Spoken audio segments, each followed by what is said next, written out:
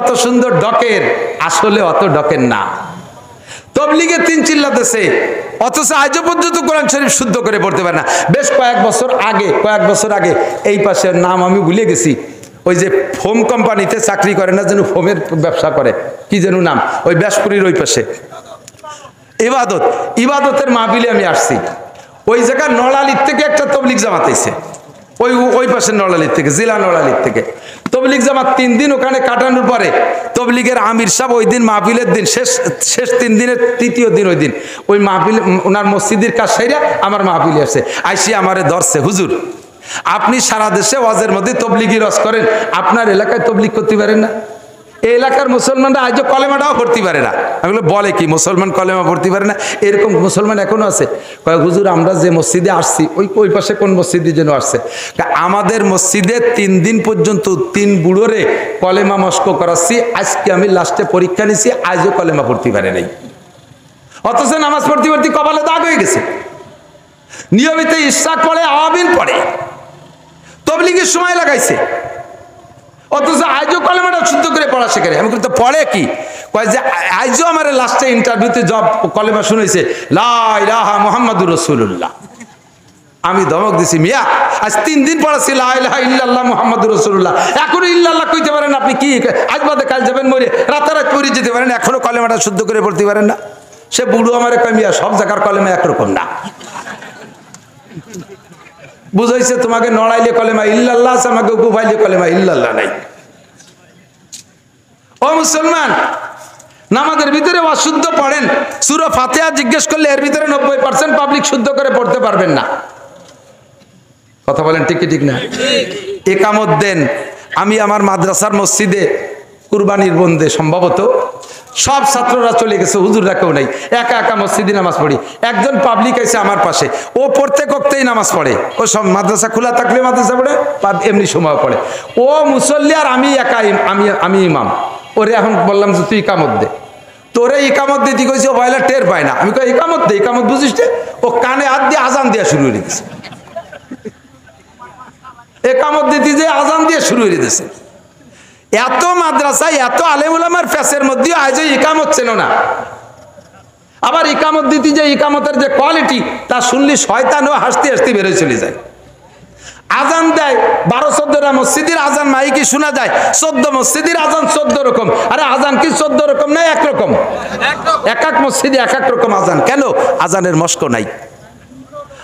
আল্লাহু আকবার, আল্লাহু আকবার, আল্লাহু আকবার, আল্লাহু আকবার, আশহাদু আল্লা ইলাহা ইল্লাল্লাহ, আশহাদু আন্না লা ইলাহা ইল্লাল্লাহ।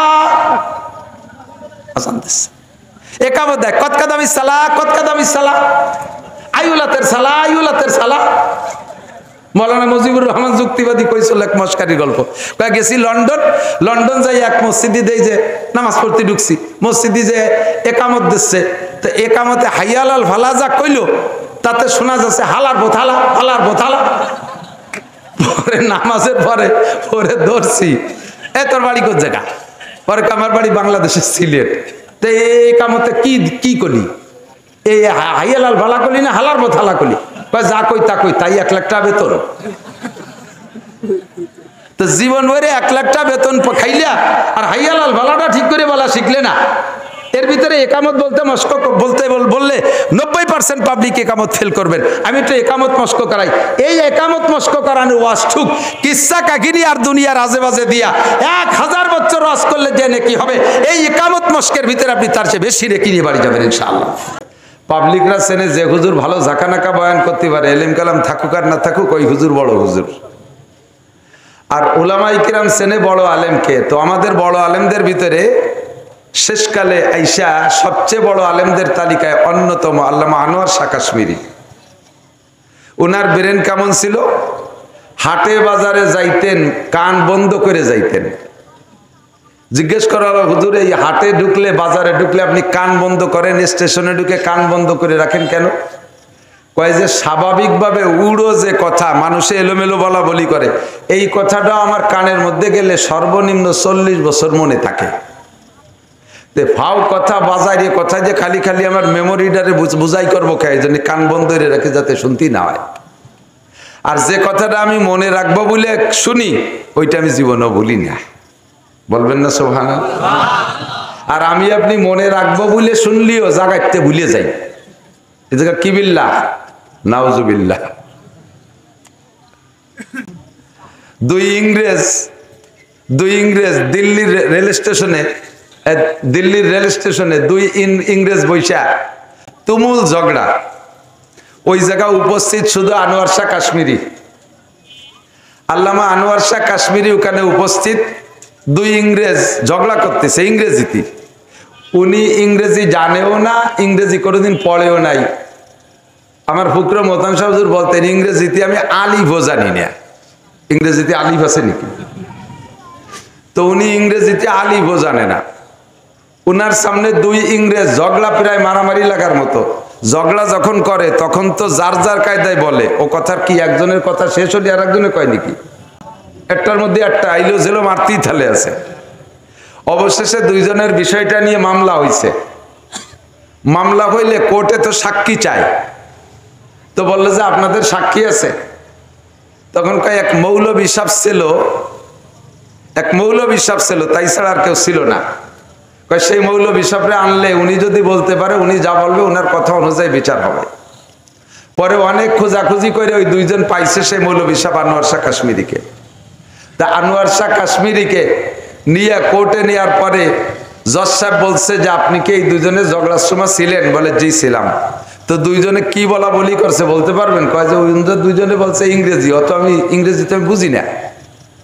তবে দুইজনে ঘন্টাখানিক ঝগড়া করছে। ওই ঝগড়ার ভিতরে যা বলা বলি করছে, যে ইংরেজি টুক হুবহু দুইজনেরটা আমি শুনেই দিতে পারি কিটা কি কইছে। এই দুইজনের এলোপাতাড়ি ইংরেজি উনি শুনে দিয়েছে, অথচ ইংরেজিতে একটা ওয়ার্ডের তর্জমা উনি জানে না। Computer tape record. তো যে কথাগুলো ونؤمن به ونتوكل عليه ونعوذ بالله من شرور أنفسنا وسيئات أعمالنا من يهد الله فهو المهتد ومن يضلل فلن تجد له وليا مرشدا ونشهد أن لا إله إلا الله وحده لا شريك له ونشهد أن سيدنا وسندنا وحبيبنا وطبيبنا وطبيب قلوبنا ومولانا محمدا عبده ورسوله صلى الله تعالى عليه وعلى آله وأصحابه وبارك وسلم تسليما كثيرا أما بعد فأعوذ بالله من الشيطان الرجيم بسم الله الرحمن الرحيم قل هل يستوي الذين يعلمون والذين لا يعلمون إنما يتذكر أولو الألباب ثم قال الله تعالى يرفع الله الذين آمنوا منكم والذين أوتوا العلم درجات وقال محمد رسول الله صلى الله عليه وسلم طلب العلم فريضة على كل مسلم ثم قال النبي صلى الله عليه وسلم مجلس فقه خير من عبادة 60 سنة أو كما قال عليه الصلاة والسلام سبحانك لا علم لنا إلا ما علمتنا إنك أنت العليم الحكيم جزى الله عنا محمدا ما هو أهله سبحان الله وبحمده سبحان الله العظيم رب اشرح لي صدري ويسر لي أمري واحلل عقدة من لساني يفقهوا قولي رب زدني علما اللهم أرنا الحق حقا وارزقنا اتباعه وأرنا الباطل باطلا وارزقنا اجتنابه সকলে বলি আমিন। একটু দুরূদ শরীফ পড়ি, আল্লাহর রহমত 10 গুণ বেড়ে যাবে। اللهم صل على محمد وعلى آل محمد كما صليت على إبراهيم وعلى آل إبراهيم إنك حميد مجيد اللهم بارك على محمد وعلى آل محمد كما باركت على إبراهيم وعلى آل إبراهيم إنك حميد مجيد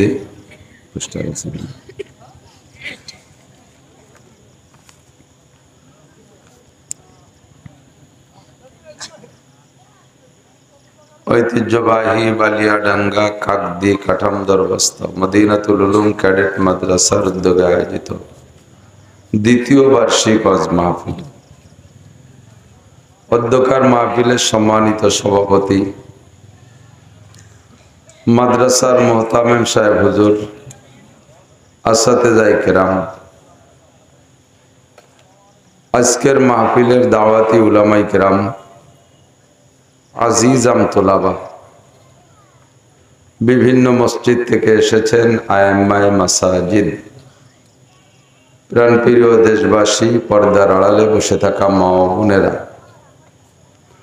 অত্যন্ত দামি মাসের দামি রাত, ফেন্ডারে নিচু করে আমার নিচের দিক গলা বসে যায়, চেয়ারেতে নামা যায়।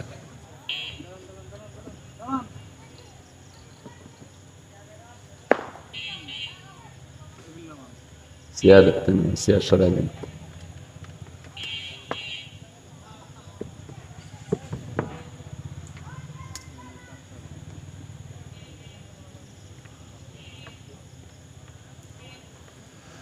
মাসের নাম আরবিতে রবিউল আউয়াল, জানা আছে আপনাদের?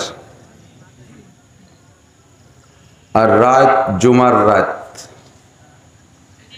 মাসটা দামি, এ মাসে আমাদের নবী দুনিয়ায় এসেছিলেন। আমরা খুশি না বেজার? আবার এ মাসেই নবী দুনিয়া থেকে বিদায় নিয়েছেন। এবার খুশি না বেজার? এবারও খুশি। আনন্দ এবং শোক দুইটা এক জায়গা হয়ে গেছে। আনন্দ শোক বিজড়িত মাস। এ মাসে নবী দুনিয়ায় এসে সারাটা দুনিয়াকে ধন্য করেছেন। লাউলাহুমা খালাকাল আফলাকা খালিকুহা লাউলাহুমা খারাজাল ইনসানু মিন আদামি। যে নবীকে না বানাইলে আল্লাহ তাআলা দুনিয়ার অনেক কিছু বানাইতেন না। সৃষ্টি জগতে ছোট বড় অনেক কিছু আল্লাহ বানাইতেন না, এমনকি আমাকে আপনাকেও বানাইতেন না। আমার আপনার সৃষ্টির ওসিলা হলো বিশ্ব নবী মুহাম্মদুর রাসূলুল্লাহ সাল্লাল্লাহু আলাইহি ওয়াসাল্লামকে সৃষ্টি করা। নবী আলাইহিস সালাতু ওয়াস সালামের সৃষ্টি আদম আলাইহিস সালামেরও আগে।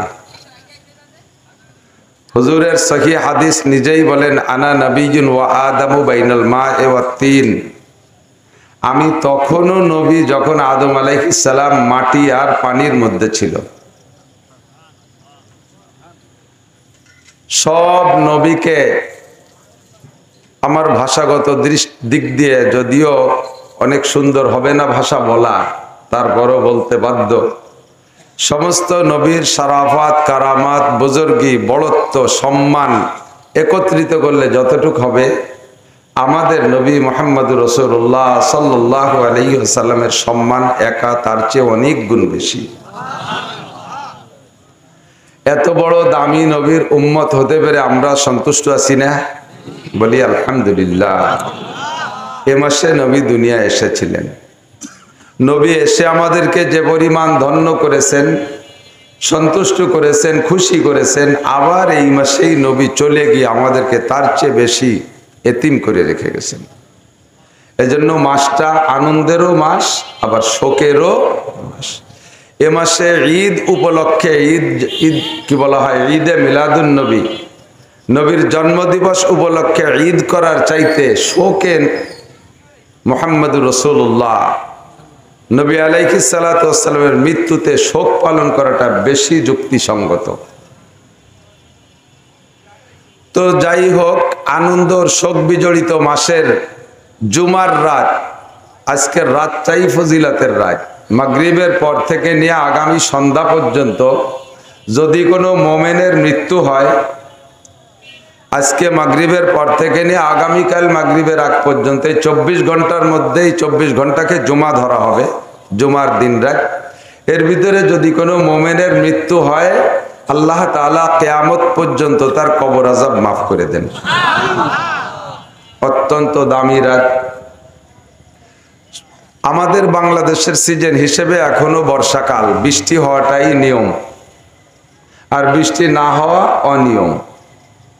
তো আল্লাহ পাক রব্বুল আলামিন এই অনিয়মের ভিতরে আমাদের 2-4 দিন সুযোগ দিয়ে কাঠামোদর বস্ত, বালিয়াডাঙ্গা, মদিনাতুল উলুম মাদ্রাসায় মাহফিলের ইন্তজাম করে এলাকার হাজারো লাখো মানুষের মধ্য থেকে বাছাই ছাঁটাই করে ভালোবেসে পছন্দ করে ডেকে নিয়ে আসছেন, বসার তৌফিক দিয়েছেন। মাদ্রাসায়, মাঠে, মসজিদ উপলক্ষে, মাদ্রাসা উপলক্ষে বিভিন্নভাবে দানও করার সুযোগ করে দিয়েছেন। আসরের থেকে নিয়ে ঈশা এ পর্যন্ত হযরতে উলামায়ে কিরামের কাছ থেকে অনেক কথা শোনার সুযোগ দিয়েছেন। সবাই পড়ি আলহামদুলিল্লাহ। মাঝে মাঝে বলে থাকি, সেই বলা কথাগুলো আবারও বলি, ওয়াযাক্কির ফাইন্নায যিকরা তানফাউল মুমিনিন। নতুন আর কিছু আমাদের কাছে নাই। প্রায় 30 বছর যাবত ওয়াজের মাঠে, বুড়ো হয়ে গেছি, দাড়ি গজানো শেষ হয় নাই, সেই সময় থেকে শুরু করছি, আর এখন দাড়ি গজানো শেষ, পাকাও 12 আনা পাইকে গেছে। বয়স 50-এর বেশি, 55 ধরছে, বার্ধক্যে চলে আসছি। আল্লাহ এই এতদিন পর্যন্ত এলাকায় দিয়ে বয়ান করছে, আমাদের আপনাদের প্রয়োজনীয় কোনো কথা বলতে আর বাকি রাখি নাই। আর আমার স্বভাব, আমার সিস্টেম যেটা উম্মতের নগদ প্রয়োজন যেটা, সেইটা নিয়ে আমি আলোচনা করি। ছোট মানুষ, বেশি বড় না, বেশি বড় না মানে মোটেই বড় না, একেবারেই ছোট। জাইলে যত ছোট হয়, তার জালও ছোট হয়, তার মাছও ছোট হয়, তার মাছ ধরার জায়গাও আঞ্চলিক খালকুয়ো, ঠিক না? ছোট ছোট চিকন জাল দিয়ে মাছ মারে, চেলা, পুঁটি, তেলুটাই বাইতুটাই, এই ছোট বাইন কুইতে মুইতে যা পায় তাই বাজারে বেচে। আর জাইলে যদি বড় হয়, বড় বড় বাসাড়ি আর বড় বড় ট্রলার নিয়ে সাগরে চলে যায়, জালের ফাঁসা এত বড় বড়, ছোট মোটো মাছ হতে বাঁধে না, বড় বড় মাছ বাঁধে।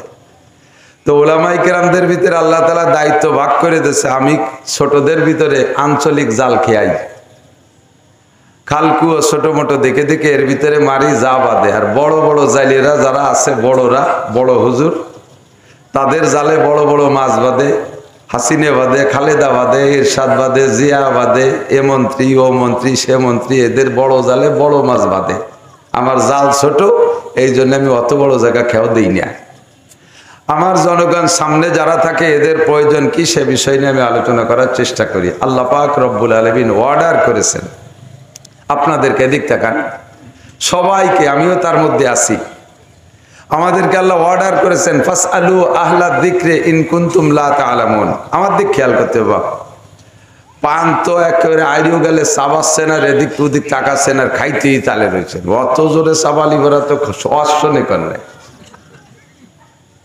একসাথে দুই কাজ ভালো হয় না, কতক্ষণ তাও বলে থাকি। আখের ক্ষেতের ভিতরে বাদাম লাগাইলে ওরা ভালো হয় নাকি? ধান বুনলি ভালো হয়? আখের ক্ষেতে আখই হইতে দিতে হয়, ওর ভিতরে আর এক ফসল ভালো হয় না, ঠিক না? তাহলে ওয়াজের ক্ষেতের মধ্যে বাদামের চাষ, পানের চাষ, বিড়ির চাষ, মোবাইলের চাষ, এই সমস্ত চাষ বাদ দিতে হবে। এটা আমি বলি না, আল্লাহ পাক নিজেই বলেছেন কোরআন শরীফ সব কিছু দিয়ে সাজানো, শুধু খুঁজে খুঁজে বের করে পেশ করতে পারলেই হবে। এদিক চাকান আল্লাহ পাক বলেন ওয়াইদা কুরিআল কুরআন ফাসতামিউ, যখন কোরআন শরীফ তেলাওয়াত করা হবে, শুধু তেলাওয়াত, খেয়াল করে না এই যুবকরা আমার দিকে, এই কথাটা বলার জন্যই তো আমি এই কথাটা বলতেছি, আয়াতটা আনলাম। যখন কোরআন শরীফ রিডিং তেলাওয়াত করা হবে অথবা তার তর্জমা তফসির করা হবে, পড়ে পড়ে তর্জমা তফসির করা হবে, ফাসতামিউ, অন্তরের কান দিয়ে শোনো। অন্তরের কান দিয়ে শোনো, ভাসমান কান দিয়ে শুনলে হবে না। উড়ো কানে কানে বহু কথা আসে, কথা মনে থাকে না। যে কথাটা অন্তরের কান দিয়ে শুনবেন সেই কথাটাই মনে থাকে, ঠিক না? আর আমাদের বেরেন তো মাশাআল্লাহ কত ভালো, অন্তরের কান দিয়ে শুনলেও মনে থাকে না। আমাদের এক বুজুর্গ, বহুত বড় আলেম, আল্লামা আনোয়ার শাহ কাশ্মীরি, ওলামাই কেরাম চেনে, পাবলিকরা খুব কম চেনেন। পাবলিকরা চেনে যে হুজুর ভালো ঝাঁকানাকা বয়ান করতে পারে, এলেম কালাম থাকুক আর না থাকুক, ওই হুজুর বড় হুজুর। আর ওলামাই কেরাম চেনে বড় আলেমকে। তো আমাদের বড় আলেমদের ভিতরে শেষকালে আইসা সবচেয়ে বড় আলেমদের তালিকায় অন্যতম আল্লামা আনোয়ার শাহ কাশ্মীরি। উনার ব্রেন কেমন ছিল? হাটে বাজারে যাইতেন কান বন্ধ করে যাইতেন। জিজ্ঞেস করা হলো হুজুর এই হাটে ঢুকলে, বাজারে ঢুকলে আপনি কান বন্ধ করেন, স্টেশনে ঢুকে কান বন্ধ করে রাখেন কেন? কয় যে স্বাভাবিকভাবে উড়ো যে কথা মানুষে এলোমেলো বলা বলি করে, এই কথাটা আমার কানের মধ্যে গেলে সর্বনিম্ন 40 বছর মনে থাকে। ফাও কথা বাজারে কথা যে খালি খালি আমার মেমোরিটারে বুঝাই করবো কে, এই জন্য কান বন্ধ করে রাখে যাতে শুনতে না হয়। আর যে কথাটা আমি মনে রাখবো বলে শুনি, ওইটা আমি জীবনেও ভুলি না। বলবেন না সুবহানাল্লাহ? আর আমি আপনি মনে রাখবো বলে শুনলিও জাগাইতে ভুলে যাই, এ জায়গা কি বিল্লাহ, নাউজুবিল্লাহ। দুই ইংরেজ দিল্লির রেল স্টেশনে দুই ইংরেজ বৈশা তুমুল ঝগড়া। ওই জায়গায় উপস্থিত শুধু আনোয়ার শাহ কাশ্মীরি, আল্লামা আনোয়ার শাহ কাশ্মীরি ওখানে উপস্থিত। দুই ইংরেজ ঝগড়া করতেছে ইংরেজিতে। উনি ইংরেজি জানেও না, ইংরেজি কোনোদিন পড়েও নাই। আমার ফুকরা মোহতাম সাহেব হুজুর বলতেন ইংরেজিতে আমি আলিফও জানি না। ইংরেজিতে আলিফ আছে নাকি? তো উনি ইংরেজিতে আলিফও জানে না। উনার সামনে দুই ইংরেজ ঝগড়া, প্রায় মারামারি লাগার মতো ঝগড়া যখন করে, তখন তো যার যার কায়দায় বলে। ও কথার কি একজনের কথা শেষ হলে আর একজনে কয় নাকি? একটার মধ্যে একটা আইলো জেলো মারতেই থালে আছে। অবশেষে দুইজনের বিষয়টা নিয়ে মামলা হয়েছে। মামলা হইলে কোর্টে তো সাক্ষী চায়। তো বললো যে আপনাদের সাক্ষী আছে? তখন কয় এক মৌলবী সাহেব ছিল, তাই ছাড়া আর কেউ ছিল না। কয় সেই মৌলবী সাহেবরে আনলে উনি যদি বলতে পারে, উনি যা বলবে ওনার কথা অনুযায়ী বিচার হবে। পরে অনেক খোঁজাখুঁজি করে ওই দুইজন পাইছে সেই মৌলবী সাহেব আনোয়ার শাহ কাশ্মীরিকে।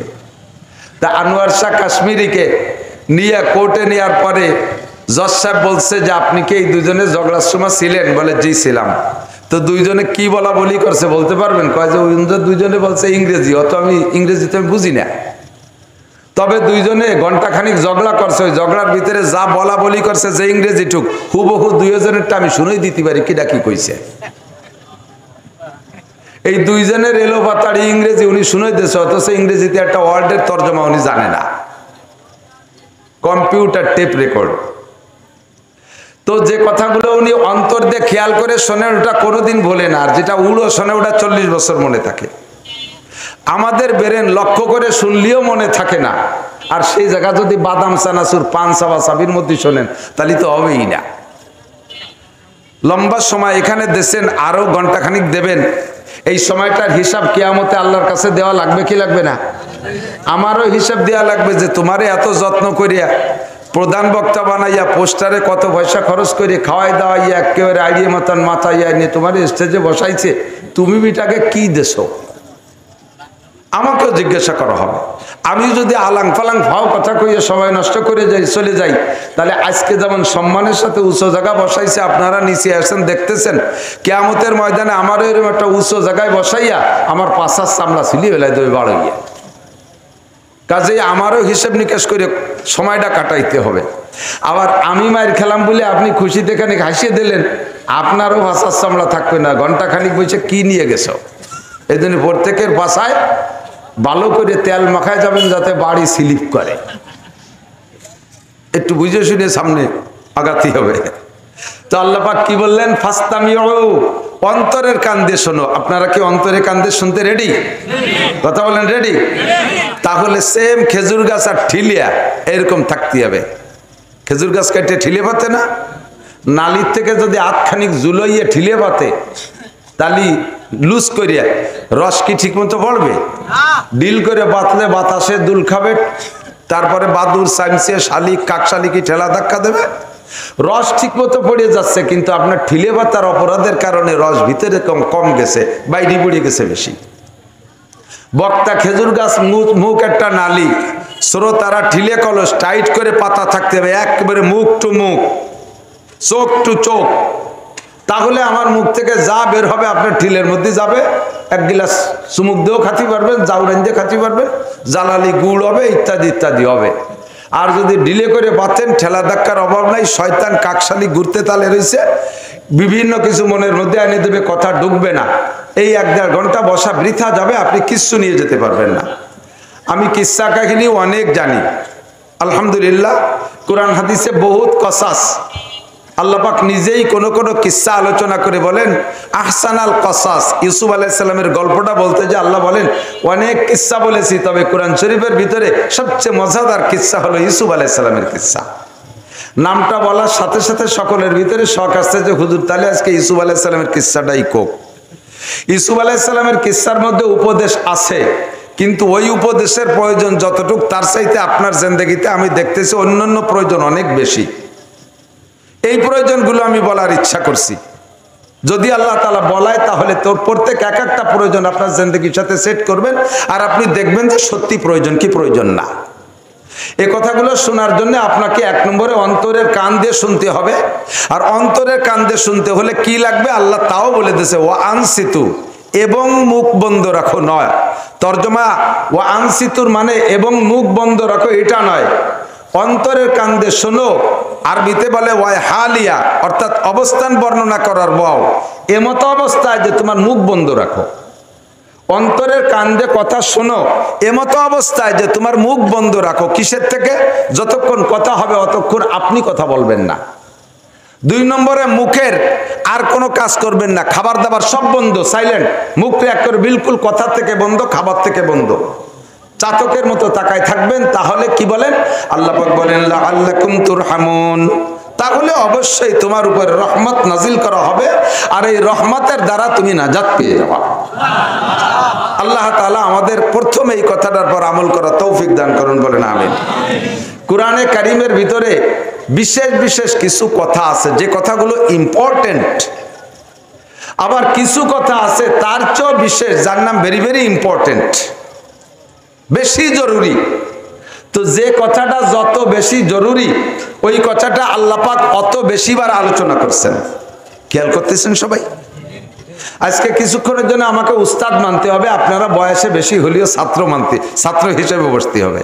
উস্তাদ আর ছাত্রের ভিতরে যে সম্পর্ক, যে ভদ্রতা, এই ভদ্রতার পরিচয় দিতে হবে। নীরবে কথা শুনবেন, পেটের মধ্যে যা আছে সব খালি করে, নতুন করে পাত্রটা খালি করে হা করে রাখেন যাতে দিলি কিছু ঢোকে। কোরআন শরীফের ভিতরে যে বিষয়গুলো আল্লাহ তাআলা বেশি প্রয়োজন মনে করেছেন ওইগুলোকে একটু বেশি আলোচনা করেছেন, যেগুলো আরো বেশি প্রয়োজন সেগুলো আরো বেশি আলোচনা করেছেন। যেমন নামাজ, মুসলমানের ইবাদতের ভিতরে অন্যতম ইবাদত নামাজ, আলোচনা করেছেন 82 বার। কতবার? 82 বার। নামাজের চাইতে আমার জানা মতে মুসলমানের জিন্দেগিতে আর এর চেয়ে গুরুত্বপূর্ণ ইবাদত হতে পারে? কথা বলে না, হতে পারে? একটা মানুষ হিন্দু থেকে মুসলমান হয়েছে এখন এই মাত্র, মুসলমান হওয়ার সাথে সাথে বুনিয়াল ইসলাম আলা খামসিন শাহাদাতি আল্লাহ ইলাহা ইল্লাল্লাহ। ওই লোকটার উপরে 5টা জিনিস চলে আসছে। ওরে ঈমান আর ইসলামকে টিকিয়ে রাখার জন্য 5টা খুঁটি তার তৈরি করতে হবে। 1 নম্বরে মুখে পড়তে হবে, আপনারাও পড়েন, আশহাদু আল্লা ইলাহা ইল্লাল্লাহ ওয়া আশহাদু আন্না মুহাম্মাদান আবদুহু ওয়া রাসূলুহু। এই কথাটা ওই লোকটাকে মুখে বলা 1 নম্বর ফরজ। এই কলেমা পড়ার সঙ্গে সঙ্গে লোকটার উপরে আরো 4টে জিনিস এসে গেছে।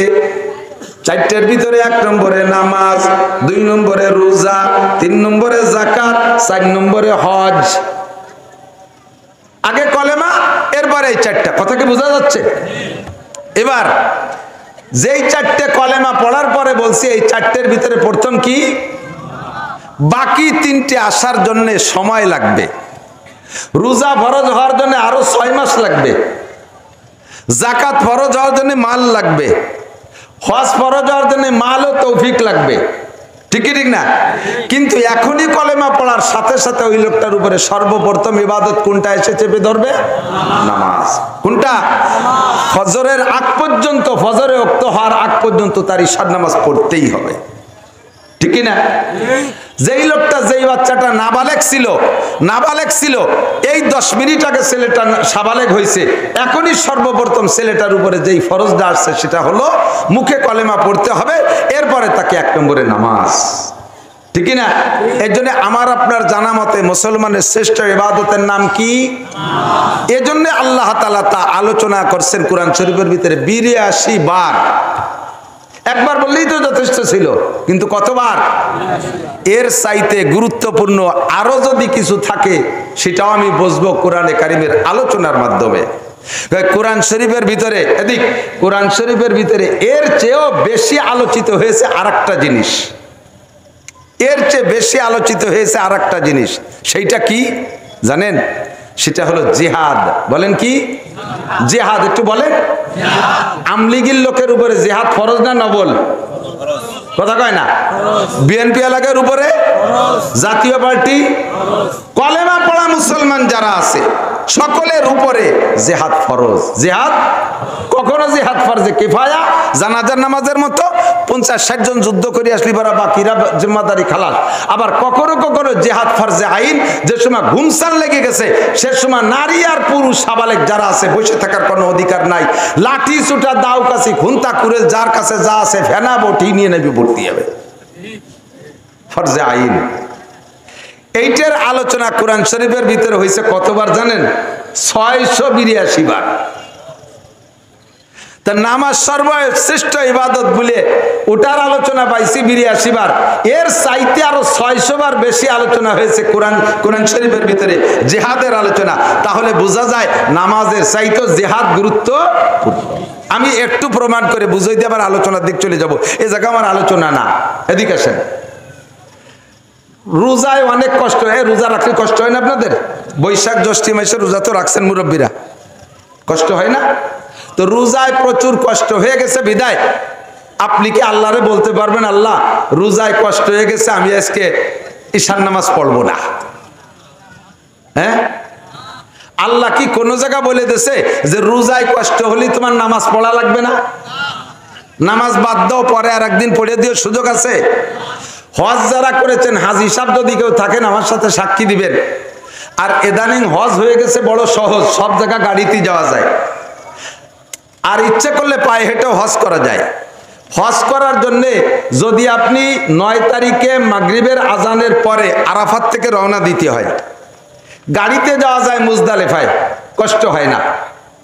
তাও মুজদালেফায় 11 কিলোমিটার পথ যাইতে গাড়িতে 3-4 ঘন্টা সময় লেগে যায়, এত জ্যাম। আর পায়ে হেঁটে যদি যান, মাগরিবের নামাজের আজানের পরে ওখানে নামাজ পড়া যাবে না। আজান হবে আরাফাতে, কিন্তু নামাজ হবে না। নামাজ পড়তে হবে মুজদালেফায় যাই, যত রাত হোক রাস্তায় পড়লেও হবে না, ওই নামাজ আবার পড়ে দিতে হবে। রাস্তায় পড়লে হবে না। আরাফাতের থেকে মাগরিবের আজান হওয়ার পরে হজের উদ্দেশ্যে মুজদালেফার উদ্দেশ্যে রওনা দেবেন। পায়ে হেঁটে যদি মুজদালেফা যান, এরপরে মুজদালেফায় যাইয়ে ওখানে আগে মাগরিবের 3 রাকাত ফরজ, এরপরে ঈশার 2 রাকাত ফরজ বা 4 রাকাত ফরজ, এভাবে ওখানে ঈশান নামাজ তার পরে পড়ে ওই জায়গা ফাঁকা জায়গায় রাত কাটাইতে হবে। ফজরের আজান দেওয়ার পরে ফজরের নামাজ মুজদালেফায় পড়িয়া সেখান থেকে শয়তান মারার জন্য জামরায় যেতে হবে। এখানে 4 কিলো 5 কিলো 6 কিলো পথ পায়ে হেঁটে যেতে হবে।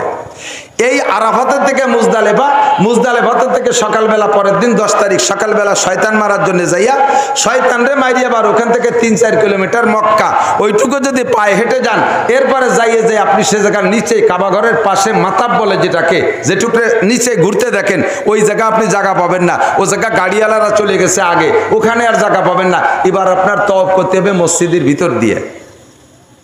মসজিদের ভিতর দিয়ে নীলবাতি থেকে নীলবাতি এক তওয়াফ ঘুরে আসতে 1 কিলোমিটার। এই 7 কিলোমিটার ঘোরার পরে এরপরে সফা মারওয়ার সাই 450 মিটার অর্থাৎ প্রায় আধা কিলোমিটার, এইটুকু 7 বার। এই কামগুলো সম্পূর্ণ পায়ে হেঁটে করার পরে যত বড় শক্তিশালী পুরুষ হোক না কেন সে বলতে বাধ্য হবে আমার সারা জীবনে যত পরিশ্রম করেছি এর চেয়ে পরিশ্রমের কাজ আর আমি কিছু করি নাই। এই পরিশ্রমের কাজ করতে করতে আপনার জোহরে রক্ত হয়ে যাবে।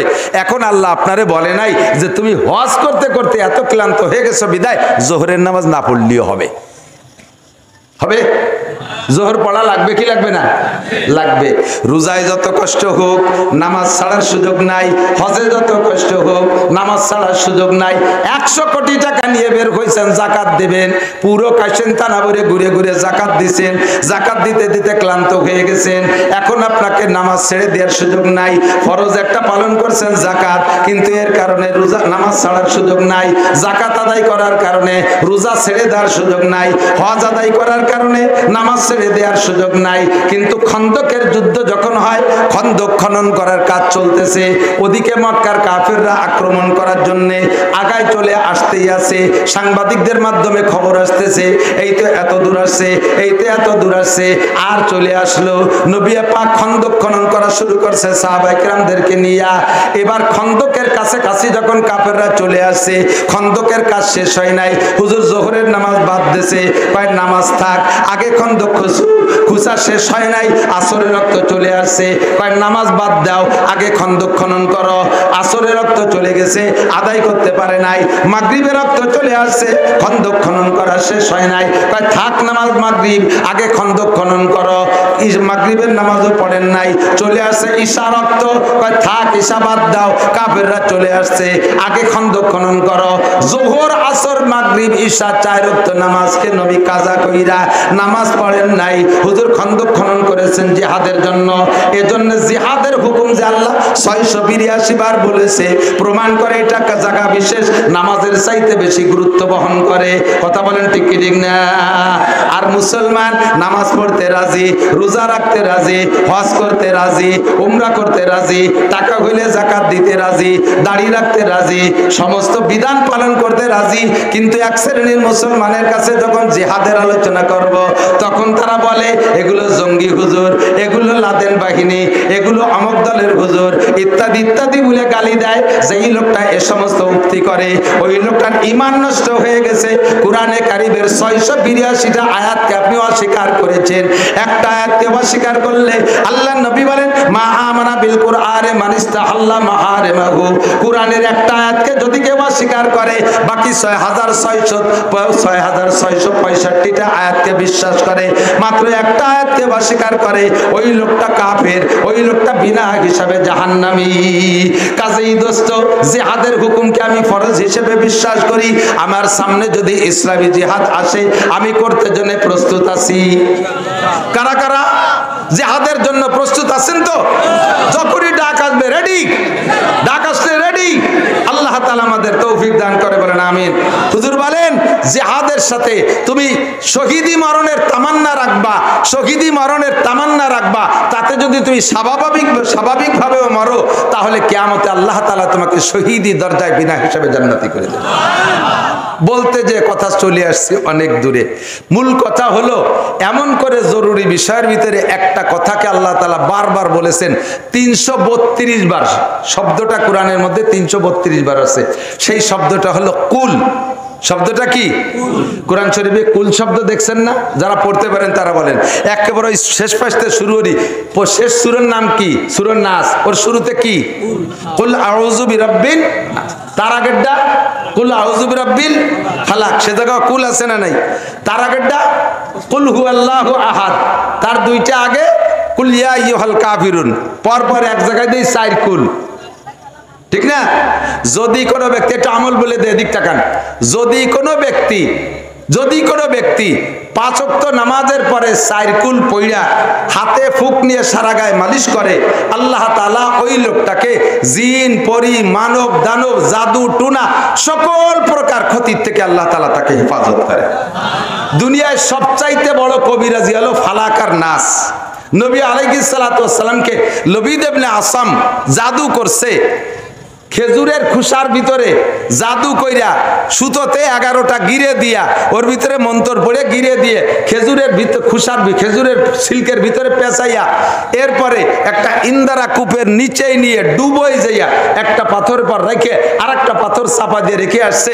এরপরের থেকে নবী আলাইহিস সালাতু ওয়াস সালাম পাগল ভাব, উন্মাদ ভাব, কি বলেন তা মনে থাকে না, খাইয়ে কয় খাই নেই, না খেয়ে কয় খাইছি, এরকম এলোমেলো বলা শুরু করছে। 1 মাস পর্যন্ত এই অবস্থা। এই অবস্থার ভিতরে হুজুর ঘুমাই গেছেন, ঘুমের ভিতরে জিবরিল আলাইহিস সালাতু ওয়াস সালাম অন্য যত 114 সূরার ভিতরে 112টা সূরা হুজুরকে জীবদ্দশায় হুজুরের সজাগ অবস্থায় নাজিল করেছে। আর ফালাক আর নাস পেয়েছেন হুজুর স্বপ্নে এসে জিবরিল আলাইহিস সালাতু ওয়াস সালাম বলতেছেন, হুজুর আপনার এই অবস্থা কেন? হুজুর কয় তা তো বুঝি না। জিবরিল বলতেছেন, লবিদ ইবনে আসাম আপনাকে জাদু করেছে, অমক ইন্দারা কূপের ভিতরে সেই জাদু আছে, আপনি একজন ডুবরি সাহাবা দিয়ে ওই ইন্দারা কূপের থেকে জাদুটা বের করে আইনা দেখবেন ওর ভিতরে 11টা গিরি আছে। সূরা ফালাকে 5 আয়াত আর সূরা নাসে 6 আয়াত, এই 5 আর 6 11 আয়াত, এই 11 আয়াত পড়িয়া 11টা গিরে খুলে ফু দিয়ে জাদুটাকে নষ্ট করে দেবেন, এরপর ওটাকে পোড়ায় ফেলবেন। আর দুনিয়ায় যত জাদু টুনা হোক না কেন, ফালাক আর নাস পড়ে ঝাড়ফুঁক করলে আল্লাহর রহমতে সব সুস্থ হয়ে যাবে। সুবহানাল্লাহ। আর কুল হুসুরের ফজিলত একটু বলে নেই, যদি কোনো ব্যক্তি একবার সূরা ইখলাস পড়ে 10 পারা কোরআন শরীফ পড়ার সওয়াব, 3 বার পড়লে 1 খতম, শুধু 3 বার কুল হুসুর পড়লে 1 খতমের সওয়াব। এই ভাইয়া দিক টাকা, আমরা অল্প সময়ের ভিতরে বেশি নেকি পাবো কিভাবে, সেই সিস্টেমের দিকে আমি আগাবো ইনশাআল্লাহ। অল্প সময়ের ভিতরে কোরআন শরীফ পড়তে পারেন সবাই? কি পারেন? সবাই কি পারেন? পুরো 30 পারা কোরআন শরীফ দেখে পড়ার ক্ষমতা এর ভিতরে 90% পাবলিকের নাই, কথা বলেন ঠিক না? আর সাধারণ পাবলিক যাদের 10%-এর মধ্যে কোরআন শরীফ পড়তে পারেন, তারা শুদ্ধ করে পড়তে পারেন না। যা পড়েন সেই আদিকালে সুলোর পিটি মাসা শিখে কাছে পড়া শিখছেন, মসজিদে যাই এত বড় লম্বা সিপার আনাকুম উনকুম দিয়ে পড়া শিখছেন, তা শুদ্ধ না। কুল হুসুরটা একটু আমার সাথে একবার যদি পড়েন আর 3 বার যদি আপনি রেগুলার পড়েন, তাহলে আপনার আমল নামায় 1 খতম করে কোরআন শরীফ পড়ার সওয়াব নাকি লিখে দেওয়া হবে। পড়তে পারবেন না ইনশাআল্লাহ? মানুষ মারা গেলে তার জন্য সবচাইতে সহজ সওয়াব রেসানির পদ্ধতি 3 কুল হু। 3 কুল হু পড়ে নিয়ত করলে হাত উঠে মুনাজাত করা লাগে না। প্রত্যেকদিন আব্বার জন্য 1 খতম কোরআন শরীফ পাঠিয়ে দিতে পারেন। কবরের কাছে দাঁড়ায় পড়বেন কুল হু আল্লাহু আহাদ আল্লাহু সামাদ লাম ইয়ালিদ ওয়া লাম ইউলাদ ওয়া লাম ইয়াকুল লাহু কুফুওয়ান আহাদ। মনে মনে নিয়ত রাখবেন আমার আব্বা পাবে। যদিও ওই অজ্ঞানী বিজ্ঞানীরা আমাদের এ নিয়ে ক্রিটিসাইজ করে যে কবরে তোমার আব্বার এই যে নেকি যাবে কুল হুসুরের নেকি, ওতে কোনো তো হুটো দরজা জালনা টালনা রাখুনে ডয়ে কোন ভাগ দিয়ে। তো তারে আমরা বলবো এদিক টাকান, তাকে আমরা জবাব দেবো তোর মোবাইলের মধ্যে টাকা ঢোকে যে হুটোই দিয়া আমার আব্বার কবরও এই 3 কুলহু সোয়াব ঢোকে সেই হুটোই দিয়া। চট্টগ্রামের থেকে টাকা পাঠাইলে বিকাশে আপনার এই কাশিয়ানের মোবাইলের মধ্যে ঢোকে কি ঢোকে না? টাকা ঢোকার সময় কি দেখা যায় যে এই যে 1000 টাকার নোট ঢুকতেছে, ওই টাকা কি উড়িয়ে এসে ঢোকে? যদি টাকা আকাশ দিয়ে উড়িয়ে এসে মোবাইলের মধ্যে ঢুকতো, তাহলে 100 টাকা পাতাম না, পথে ফুটিয়ে জাল ফাইতে দিত, জালে বাদাইয়া ভেসাল ভাইতে টাকা রেখে দিত, ঠিক কি ঠিক না? কয় চট্টগ্রাম আর পৃথিবীর যেখান থেকে আমার মোবাইলে আমেরিকা থেকে টাকা আসে, সৌদি আরবে থেকে, এই টাকা মোবাইলের মধ্যে ঢোকে কোন ভাগ দিয়ে? তোর একটুকু একটা মাথা, বিলের মাথার মতো একটা মাথা, ওর মধ্যে ভটাকখানি গিলু, তাই দিয়ে যদি তুই এমন আবিষ্কার করতে পারিস যে পৃথিবীর যে প্রান্ত থেকে টাকা পাঠাক তোর মোবাইলের মধ্যে ঢোকে, তাহলে আমার আল্লাহর সিস্টেম কুদরত তার চেয়ে 1000 গুণ বেশি পাওয়ারওয়ালা। আমার বাপের আমল নামে আমি পৃথিবীর যে জায়গা বসে কুলুসুরও পড়বো, ওই জায়গা কবরের মধ্যে ঢুকতে কোনো জানলা কাটা লাগে না, কোনো ফুটো দরজা লাগে না, আল্লাহ তাআলা পৌঁছে দিতে পারে কি পারে না? 3 কুলহু বললে অনায়াসে পৌঁছে যাবে, সর্বশ্রেষ্ঠ ইসালে সওয়াবের পদ্ধতি। তো এমন করে কুল কোরআন শরীফের ভিতরে আছে 332 বার। কয়বার? এ ভাই এদিক, কয়বার? 332 বার। কুল শব্দের অর্থ হলো বলো। কুল মানে কপলাম পেশ, কুল মানে বলো, আর কাপলাম পেশ কুল মানে খাও। কপলাম্পে স্কুল মানে বলো, কাপলাম্পে স্কুল মানে খাও। বাংলা আপনারা এই আরবিতে উচ্চারণ পার্থক্য করে করতে পারেন না বিদায় অনেকের নামাজ নষ্ট হয়ে যাচ্ছে। একটু পরে বলি। তো এই কুল মানে বলো, বলতে বলে আল্লাহ পাক রব্বুল আলামিন বলতেছেন, নবীকে বলতেছেন তাদের কাছে জিজ্ঞাসা করো, কুল হাল ইয়াস্তাবিল্লাযীনা ইয়ালামুনা ওয়াল্লাযীনা লা ইয়ালামুন।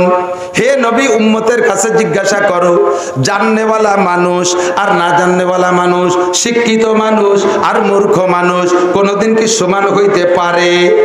আপনারা জবাব দেন, কি বলেন? পারে।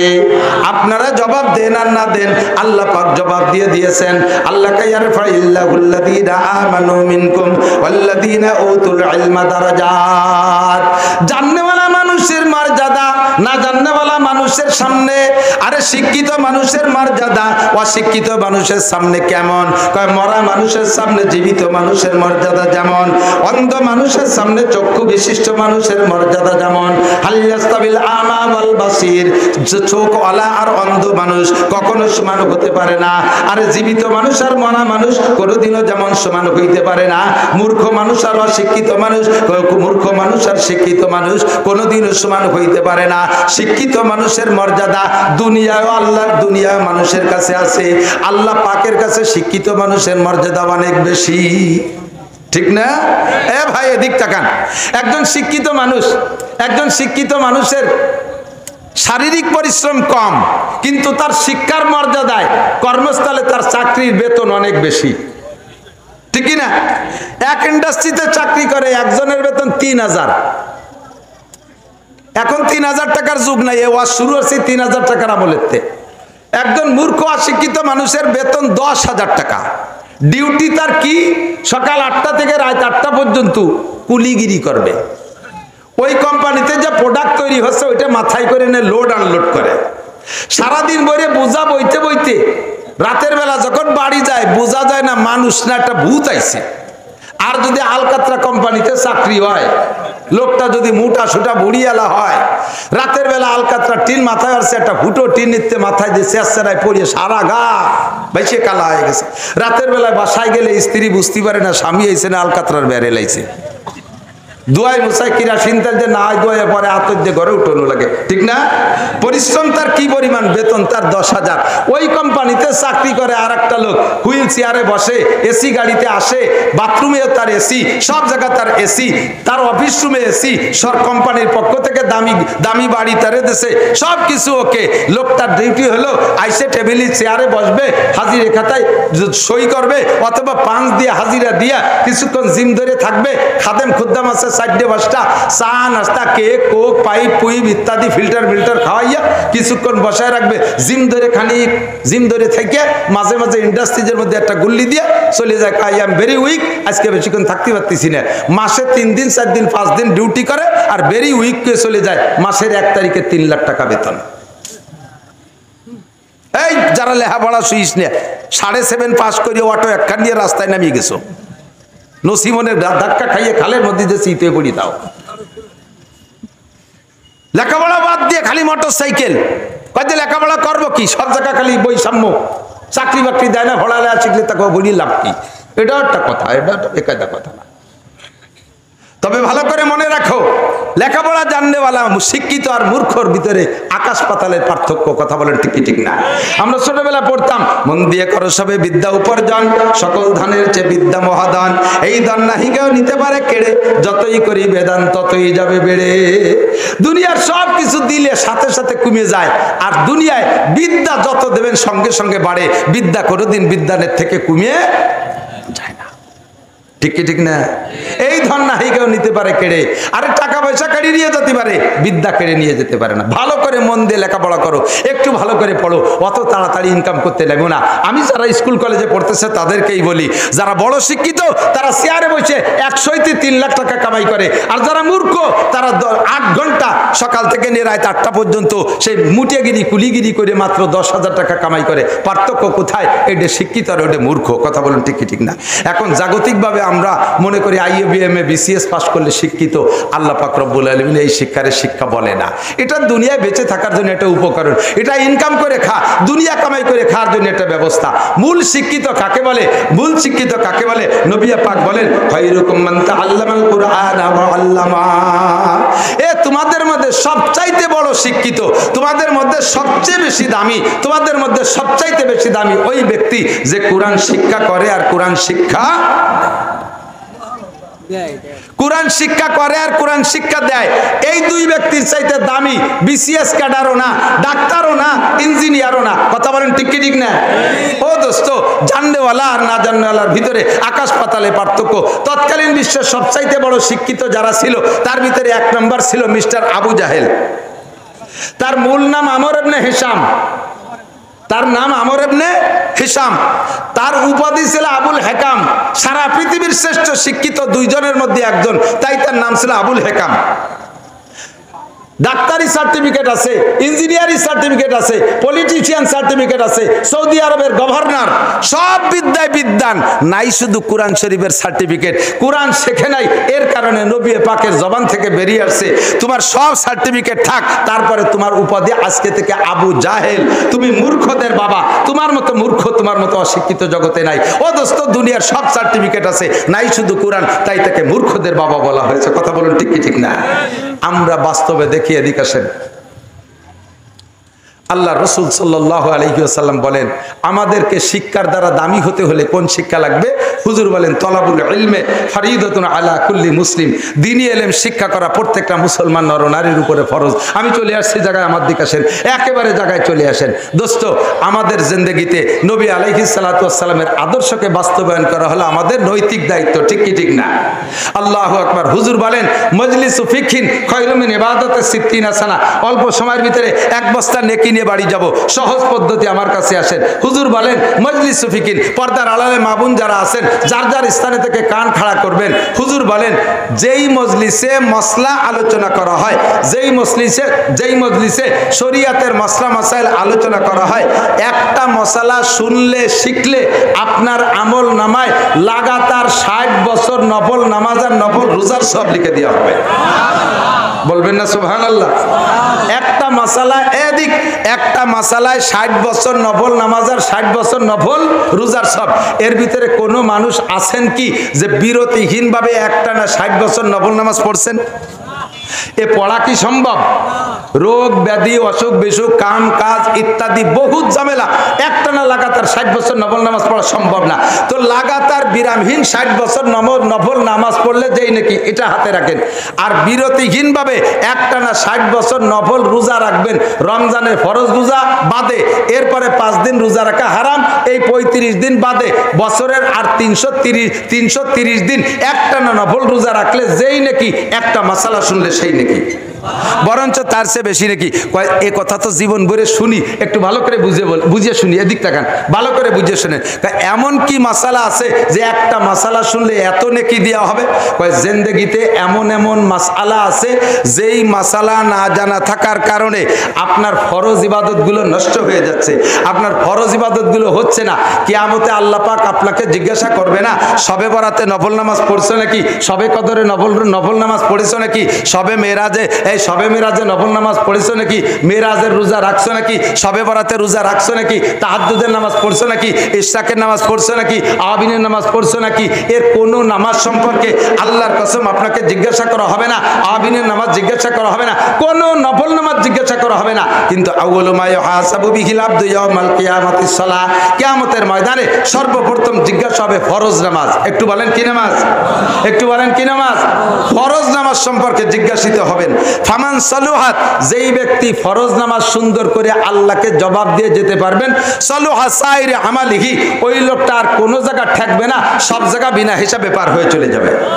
এখন আমার আপনার জিন্দেগিতে এমন এমন মাসালা আছে যেই মাসালা না জানা থাকার কারণে আমার ফরজ নামাজ হচ্ছে না। কিয়ামতের ময়দানে এর ভিতরে আমি চেহারা দেখে বুঝতেছি হাজার হাজার মানুষ আছেন কিয়ামতের ময়দানে যারা দুনিয়ায় রেগুলার নামাজ পড়ছেন, অথচ হাসরের মাঠে বেনামাজি হিসাবে বিনা হিসাবে জাহান্নামে চলে যাবেন। খেয়াল করতেছেন না? এমন এমন মানুষ আছে সারা জিন্দেগি নামাজ পড়ছেন, অথচ কিয়ামতে যারা কোনোদিন দুনিয়ায় নামাজ পড়ে নাই এই বেনামাজিরা যেভাবে বেনামাজি হিসেবে জাহান্নামে যাবে, আপনি সারা জীবন নামাজ পড়ে সেইভাবে বেনামাজি হিসেবে জাহান্নামে চলে যাবেন। এবং একাক ওয়াক্ত নামাজের কারণে আপনাকে 230 কোটি, এদিক 230 কোটি 40 লক্ষ বছর জাহান্নামে পোড়া লাগবে। নামাজ পড়ার পরও আপনাকে এই সাজা ভোগ করা লাগবে। আপনার নামাজ হয় নাই, কেন হয় নাই? আপনার বিশাল নামাজের ভিতরে 2 রাকাত নামাজ পড়তে 12,000 মাসালা লাগে। সর্বনিম্ন কত? ইমামে আবু হানিফা রহমতুল্লাহ আলাইহির জামানায় উনি হিসাব করছেন 2 রাকাতে 12,000 মাসালা লাগে। আর ইমামে আবু হানিফা যদি এখন হতেন তাহলে মাসালা আরো বেশি বলতেন, কারণ এখন নতুন নতুন কিছু মাসালা আসছে। যেমন ইমামে আবু হানিফার জামানায় মোবাইল ছিল না, বুঝেন এই কথা? মোবাইল ছিল না। ইমামে আবু হানিফার জামানায় মানুষ চেয়ারে নামাজ পড়ে নাই। এখন আমাদের বাংলাদেশে চেয়ারম্যান, মসজিদি চেয়ারম্যান আছে না নাই? এ মসজিদি চেয়ার হলো না, মুসল্লি আছে না নাই? কোন কোন মসজিদে, ভালো ভালো মসজিদ, শহরের মসজিদে সামনের এক কাতারই চেয়ারম্যান।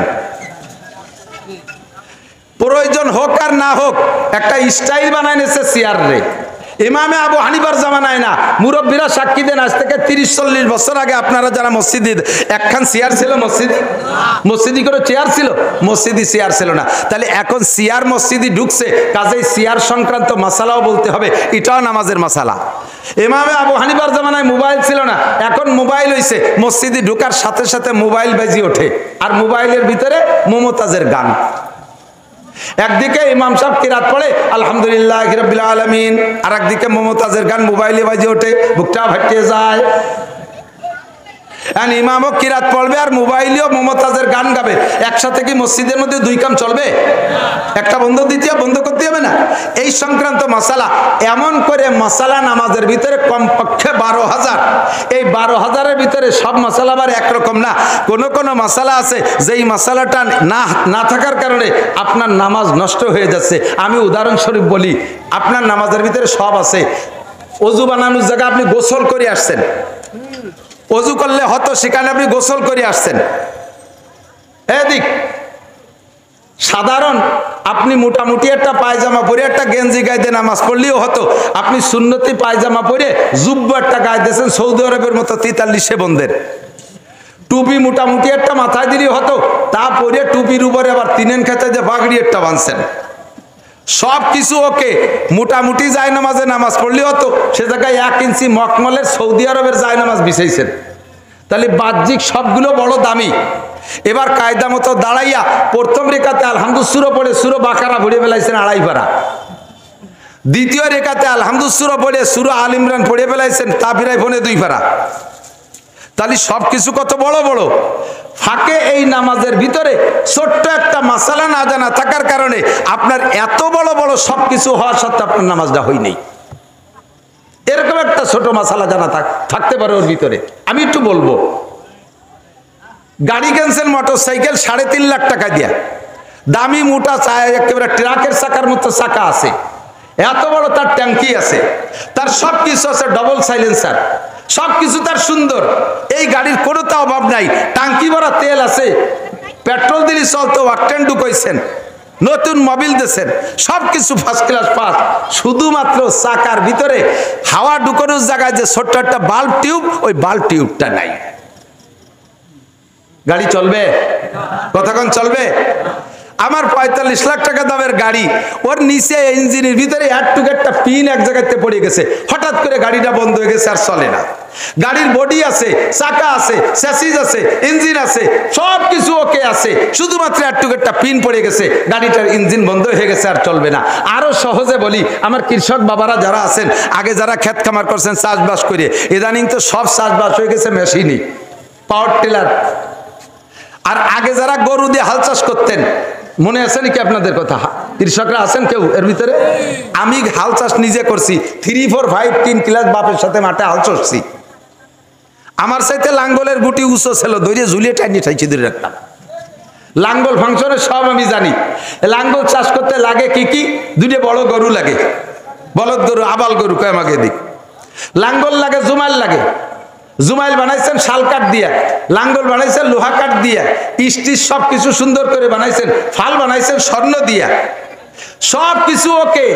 লাঙ্গল বানাইতে যাইয়া ইষ্টা ইসা লাঙ্গলের ভিতরে যে জায়গা ঢোকে পিছন দিয়ে একটুক একটা খুঁটো দেয়া লাগে, ওর নাম হলো ইস্তিয়া। মনে আছে নাকি? 2.5 লাখ টাকা দামের 2টা গরু আছে, সোনার লাঙ্গল আছে, শাল কাঠের তার ইস, লোহা কাঠের তার জুমাল, সব কিছু ওকে, শুধুমাত্র সেই পিছনের একটুক একটা ফুটো ইস্তে নাই। আলচোষা যাবে? আলচোষা যাবে? সেম কোয়ালিটি আপনার নামাজের বড় বড় সব কিছু আছে, কিন্তু নামাজের ভিতরে একটুক একটা ইস্তে নাই, একটুক একটা বাল্ব টিউব পড়ে গেছে, আপনার নামাজের ইঞ্জিনের থেকে একটুক একটা পিন পড়ে গেছে, আপনার নামাজ বাতিল, আপনার নামাজ হবে না। এই নামাজে আপনি কিয়ামতে জান্নাতে যেতে পারবেন না। কাজেই কিয়ামতের ময়দানে যেহেতু আমাকে সবচেয়ে সর্বপ্রথম জিজ্ঞাসা হবে নামাজের, আমার নামাজ সংক্রান্ত জরুরি মশালাগুলো শিখতে হবে। আমি এর কয়টা মশালা বলবো, শুনবেন? শুনবেন, এদিক তাকান, শুনবেন, শিখবেন। আল্লাহু আকবার। নামাজ তৈরি হতে, নামাজ কমপ্লিট হতে, পূর্ণ হতে 13টা ফরজ লাগে। কয়টা? জোরে বলেন, কয়টা? 13টা ফরজ লাগে। নাম্বার 1, 1 নম্বরে শরীর পাক। 1 নম্বরে শরীর পাক। শরীর পাকের মানে পেশাব পায়খানা ওয়াল এভরিথিং নাপাক থেকে আপনার গাডা পাক রাখতে হবে। 2 নম্বরে কাপড় পাক। 2 নম্বরে কাপড় পাক। 3 নম্বরে নামাজের জায়গা পাক। 4 নম্বরে সতর ডাকা। আমি এই 4টে মশালা আগে বলি। আপনার শরীর পাক রাখার জন্য নারী পুরুষ যারা আছেন প্রত্যেকের একটু ব্যতিক্রম আছে। পুরুষের পেশাবের থেকে শরীর পাক রাখা একেবারে ইম্পর্টেন্ট, জরুরি। তিরমিজি শরীফের হাদিস, সাহাবী বলতেছেন মারা রাসূলুল্লাহ সাল্লাল্লাহু আলাইহি ওয়াসাল্লাম বিকবরাইন, নবী আলাইহিস সালাতু ওয়াস সালাম আমাদেরকে নিয়ে রাস্তা দিয়ে হাঁটতেছেন, যাইতে যাইতে রাস্তার পাশে 2টে কবর। এই 2টে কবর দেখে নতুন 2টে কবর মনে হচ্ছে। এই 2টে কবরের কাছে যে হুজুর দাঁড়িয়ে গেলেন, ফাকামা রাসূলুল্লাহ সাল্লাল্লাহু আলাইহি ওয়াসাল্লাম, হুজুর দাঁড়িয়ে গেলেন। আমরা বললাম ইমশি ইয়া রাসূলুল্লাহ, হুজুর হাঁটেন। হুজুর বলেন না, আর হাঁটা গেল না। মাররা ইয়া জামানে ফি হাদাইনিল কবরাইন, হুজুর বলতেছেন এই 2টে কবরের মধ্যে আযাব হচ্ছে। সাহাবায়ে কেরাম বলেন কাইফা আরাফতা ইয়া রাসূলুল্লাহ, আপনিও যেখানে আমরাও সেখানে, আমরা দেখছি, আপনি কিভাবে বুঝলেন? হুজুর বলেন কাশাফ আল্লাহু বাইনা ইয়াদাইয়া, আমার সামনে আল্লাহ তাআলা খুলে দিয়েছে, আমি দেখতেছি 2জন আযাব ভোগ করতেছে, 2জনের কবরে জাহান্নামের সাথে দরজা খুলে দিয়েছে। ফামা বালুহুমা, হুজুর এদের সমস্যা কি? কোন কারণে এদের আযাব হচ্ছে? ওরা কি মুসলমান না কাফের? কয় 2জন মুসলমান। 2জন মুসলমানের কবরে আযাব হচ্ছে, দোষ কি? কয় হুজুর বলেন এই 2জন লোকের পারিবারিক অবস্থা সন্ধান করো। কবরওয়ালাদের বাড়ি খবর নিয়ে দেখা গেল 2জনের অবস্থা জানা গেছে। একজনের সমস্যা জিবরিল আগে হুজুরকে বলে দিয়েছে, একজনের সমস্যা হলো লোকটা নামাজ পড়তো, সবকিছু কমপ্লিট, এমসি বিন নামিমা, ওই লোকটার স্বভাব ছিল চগলখুরি করা। এই চগলখুরি করা, চগলখুরি তো বোঝেন, এই চগলখুরি করার কারণে ওই লোকটার অবস্থা এই হয়েছে যে কবরে আল্লাহ তাআলা তাকে আযাব দিচ্ছে, তার কোনো তাড়াতাড়ি ঠেকাতে পারেনি। দ্বিতীয়জনের কবরের আযাব, দ্বিতীয়জনের কবরের আযাব হলো লা ইয়াস্তানজি আনিল বাউল, লোকটা পেশাব থেকে পরিচ্ছন্নতা অর্জন করতো না। পুরুষরা পেশাব করে, পুরুষের পেশাব আর নারীদের পেশাবের ভিতরে পার্থক্য আছে। এই লোকটা পুরুষ মানুষ পেশাবের থেকে পরিচ্ছন্নতা অর্জন করতো না, পেশাব করে জায়গার থেকে পানি ধুয়ে চলে আসতো। পুরুষের পেশাবের অবস্থা ভিন্ন রকম। পুরুষের পেশাব নালী সরু, পুরুষে যখন পেশাব করতে বসে তখন এই সরু নালীটা আঁকা বাঁকা হয়ে যায়। পেশাব করার পরে মোড়ে মোড়ে এখানে ওখানে 2-1 ফুট আটকে থাকতে পারে। যখন সোজা হয়ে দাঁড়ায় তখন এই আটকে থাকা পেশাবটা ধীরে ধীরে নিচের দিকে পড়তে থাকে, নিচের দিকে যায়। যদি সেখানে ঢিলা ধরে ওই পেশাবটা ধরে না রাখা হয় তাহলে ওই পেশাব 2 ফুট পড়ে লাগবে গায়ে। লাগবে কোথায়? গায়ে। তো নামাজের 1 নম্বর ফরজ হলো শরীর পাক। যারা পেশাবের থেকে পরিচ্ছন্নতা অর্জন না করে, পেশাবে ঢিলা ব্যবহার না করে, ওই লোকের পেশাব শরীর পাক থাকে না। ওই লোকটা যত সুন্দর করে নামাজ পড়ুক, ওই নামাজে ওকে জাহান্নামের আগুন থেকে বাঁচাইতে পারবে। আপনার সব ঠিক আছে, কিন্তু আপনার এই পিন পড়ে গেছে, পেশাবে ঢিলা ব্যবহার করেন নাই। ও দোস্ত এদিক তাকান, 1 বান্ডিল টিস্যু পেপার কিনলে, একজন পুরুষের জন্য 1 বান্ডিল টিস্যু পেপার কিনলে, পেশাব এবং পায়খানা একজন যদি একা ব্যবহার করে, 1 বান্ডিল 25 টাকা দামের 1 বান্ডিল টিস্যুতে তার 1 মাস পর্যন্ত হয়ে যায়। একা একা ব্যবহার করে দেখেন। আমার বাড়ির প্রত্যেকের বাথরুম আলাদা, আমার বাথরুম আলাদা, আমার 1 বান্ডিল টিস্যুতে 1 মাস হয়ে যায়। দোস্তরে কিয়ামতের ময়দানে পরিষ্কার হাদিসে আসছে, যে ব্যক্তি দুনিয়ায় পেশাব পায়খানা ঢিলা ব্যবহার করলো, কিয়ামতের ময়দানে আল্লাহ তাআলা ঢিলাগুলোকে রূপ পাল্টাইয়া আপনার নেকির পাল্লায় তুলে দেওয়া হবে। সুবহানাল্লাহ। হযরত ওমর ইবনে খাত্তাব রাদিয়াল্লাহু তাআলা একটু একটা হাদিস আসছে, হযরত ওমর পেশাব কইরা ঢিলা ব্যবহার করছে। হযরত আলী দূর থেকে দেখে ফেলাইছে, দেখে ঢিলা ব্যবহার করার পদ্ধতি কি বলতে একটু শরম লাগতেছে। হযরত আলী দেখে হযরত ওমরকে বলতেছেন, ভাই আপনি পেশাবের পরে ঢিলা ব্যবহার করলেন কিভাবে? কয় যে হুজুর বলছেন যে পেশাবে যে ঢিলা ব্যবহার করা হবে, পায়খানায় যে ঢিলা ব্যবহার করা হবে, কিয়ামতের ময়দানে এইটা নেকির পাল্লায় তুলে দেওয়া হবে। এই জন্য আমি পুরো দুনিয়ারে ঢিলা বানাই ফেলাইছি, সারাটা দুনিয়ারে একটা কুলুক বানাই ফেলাইছি, যেভাবে করলে হয়, যাতে সারা দুনিয়া আমার নেকির পাল্লায় উঠাই দেওয়া হয়। আসলে হিসাব হলো আমি যে যতগুলো ঢিলা ব্যবহার করব, এই ঢিলাগুলো সংখ্যা হিসেবে কিয়ামতে নেকির পাল্লায় উঠবে। ও দোস্ত, পুরুষে মহিলাদের পেশাবে ঢিলা লাগে না, পুরুষের পেশাবে ঢিলা লাগে। আপনি যদি ঢিলা ব্যবহার না করেন, 1 নম্বরে শরীর নাপাক, 2 নম্বরে কাপড় নাপাক। শরীর নাপাক আর কাপড় নাপাক, আপনার নামাজ শেষ। আপনি যত বড় সূরা দিয়ে রুকুর ভিতরে সুবহানাল্লাহিল আযীম 39 বার, সিজদার মধ্যে 41 বার মেরে দিয়েছেন, তাতে আপনার নামাজ হবে না। আপনি বিনা বেনামাজি হিসেবে এক ওয়াক্তের নামাজের কারণে যেমন 80 হুকবা জাহান্নাম, আপনি নামাজ পড়ার পরও আপনি 80 হুকবা জাহান্নামে পড়তে হবে আপনাকে। কাজে আজ থেকে আমরা পুরুষরা ঢিলা ব্যবহার করব, প্রত্যেকের পকেটে ঢিলা রাখবেন। আরে মুসলমানের পকেটে কেন ঢিলা থাকবে না? ঢিলা কেন থাকবে না? এখন সহজ হয়ে গেছে, মাটির ঢিলা না, টিস্যু পেপার ব্যবহার করলে পরিষ্কার হয়ে যাচ্ছে, এটা পকেটে কেন থাকবে না? 1 নম্বরে আপনি ঢিলা ব্যবহার করবেন। শরীর পাক, যদি আপনার শরীর না পাক থাকে, নামাজ। মা বোনরা এদিক তাকান, ছোট বাচ্চা, দুধের বাচ্চা কোলে পেশাব করে দিয়েছে, একটু হাত দিয়ে কোষ মাইরে ফেলাই দিয়ে ও জায়গায় একটু পানি ছিটে দিয়ে নামাজে দাঁড়াই গেছে। আপা আপনার বাচ্চা আপনার কোলের মধ্যে পেশাব করলো, আপনি তো দোলেন না। কয় যে ও ফেরেশতা, ওনারটা বলে ফেরেশতা। ফেরেশতার নাম কি? কয় নানটু। নানটু নামে কোনো ফেরেশতা আছে? আরে ফেরেশতাদের বৈশিষ্ট্য হলো লা ইয়াকুলু ওয়া লা ইয়াশরাবু, ফেরেশতারা খায় না, পান করে না। লা ইয়াবুতু ওয়া লা ইয়াবুলু, পেশাবও করে না, পায়খানাও করে না।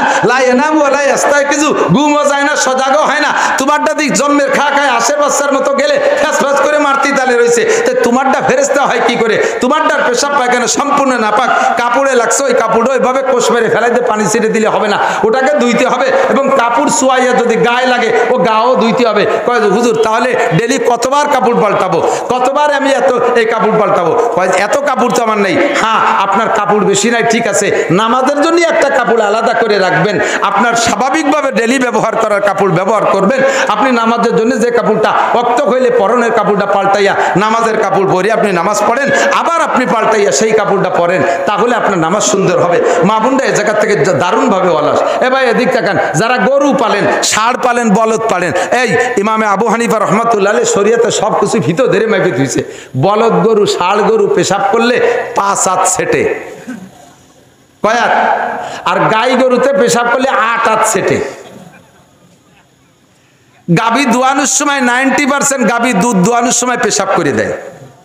যিনি গাভী দোয়াচ্ছেন উনি মহিলা হইলে বা পুরুষ হইলে একটু হাতুনটা বা কলসটা বালতিটা ধরে মোড়াইয়ে পাশা ফিরে দিয়ে আর একদিক ফিরে বসে। উনার ভিটির উপর দিয়ে ছিটে যায় দুধের মধ্যে পড়তেছে, সেই দুধ নিজেও খাচ্ছে আর বেটাকে খাওয়া দিচ্ছে। বাটিপাড়ার বাজারের থেকে একবার 10 কেজি দুধ দিছি, 10 কেজি দুধ নিয়ে সেই দুধ খাইতে পারি নাই। প্রথম যেটুক জাল দিছে সেইটুকির ভিতরে পুরো গরুর ছানার গন্ধ। সেই থেকে তওবা করছি, আর বাজারে দুধ খাই না। এখনো দুধে গাই পালি, এই দিন বইরে গায়ের গাছ কেটে বেড়াই, যে বাজারে দুধ খাওয়ার কায়দা নাই। ওই পেশাব পড়ছে, সেই অবস্থায় আমার আপনার খাওয়াই দিছে, হারাম খাওয়াইছেন, আপনি কিয়ামতে দায়ী হয়ে যাবেন। এবার আপনার আর একদিক ফিরে বসছেন, আপনার গায়ে গাভীর পেশাব সিটে লাগছে, আপনি নামাজি মুসলমান, সময় মতো উযু বানায় নামাজ পড়ছেন, আপনি কাপড়টা চেঞ্জ করেন নাই। লা ইস্তানজি আনিল বাউল, হুজুর বলেন ওই লোকটা উট চড়াইতো, দুম্বা চড়াইতো, গরু চড়াইতো, ঘোড়া চড়াইতো, গাধা চড়াইতো, সেখানে পেশাব থেকে পরিচ্ছন্ন থাকতো না, বিদায় তার নামাজ হয় নাই। আর আযাবুল কবর, নামাজ কবর আযাব মাফ হওয়ার জন্য 5টা কি বলা হয়, নামাজে 5টা পুরস্কার, তার ভিতরে 2 নম্বর পুরস্কার হলো নামাজি ব্যক্তিকে আল্লাহ তাআলা নামাজের ওসিলায় কবর আযাব মাফ করে দেয়। এখন যদি নামাজি না হয় তাহলে আপনার কবর আযাব মাফ হবে কি করে? কাজে আপনাকে পেশাব থেকে পরিচ্ছন্ন থাকতে হবে।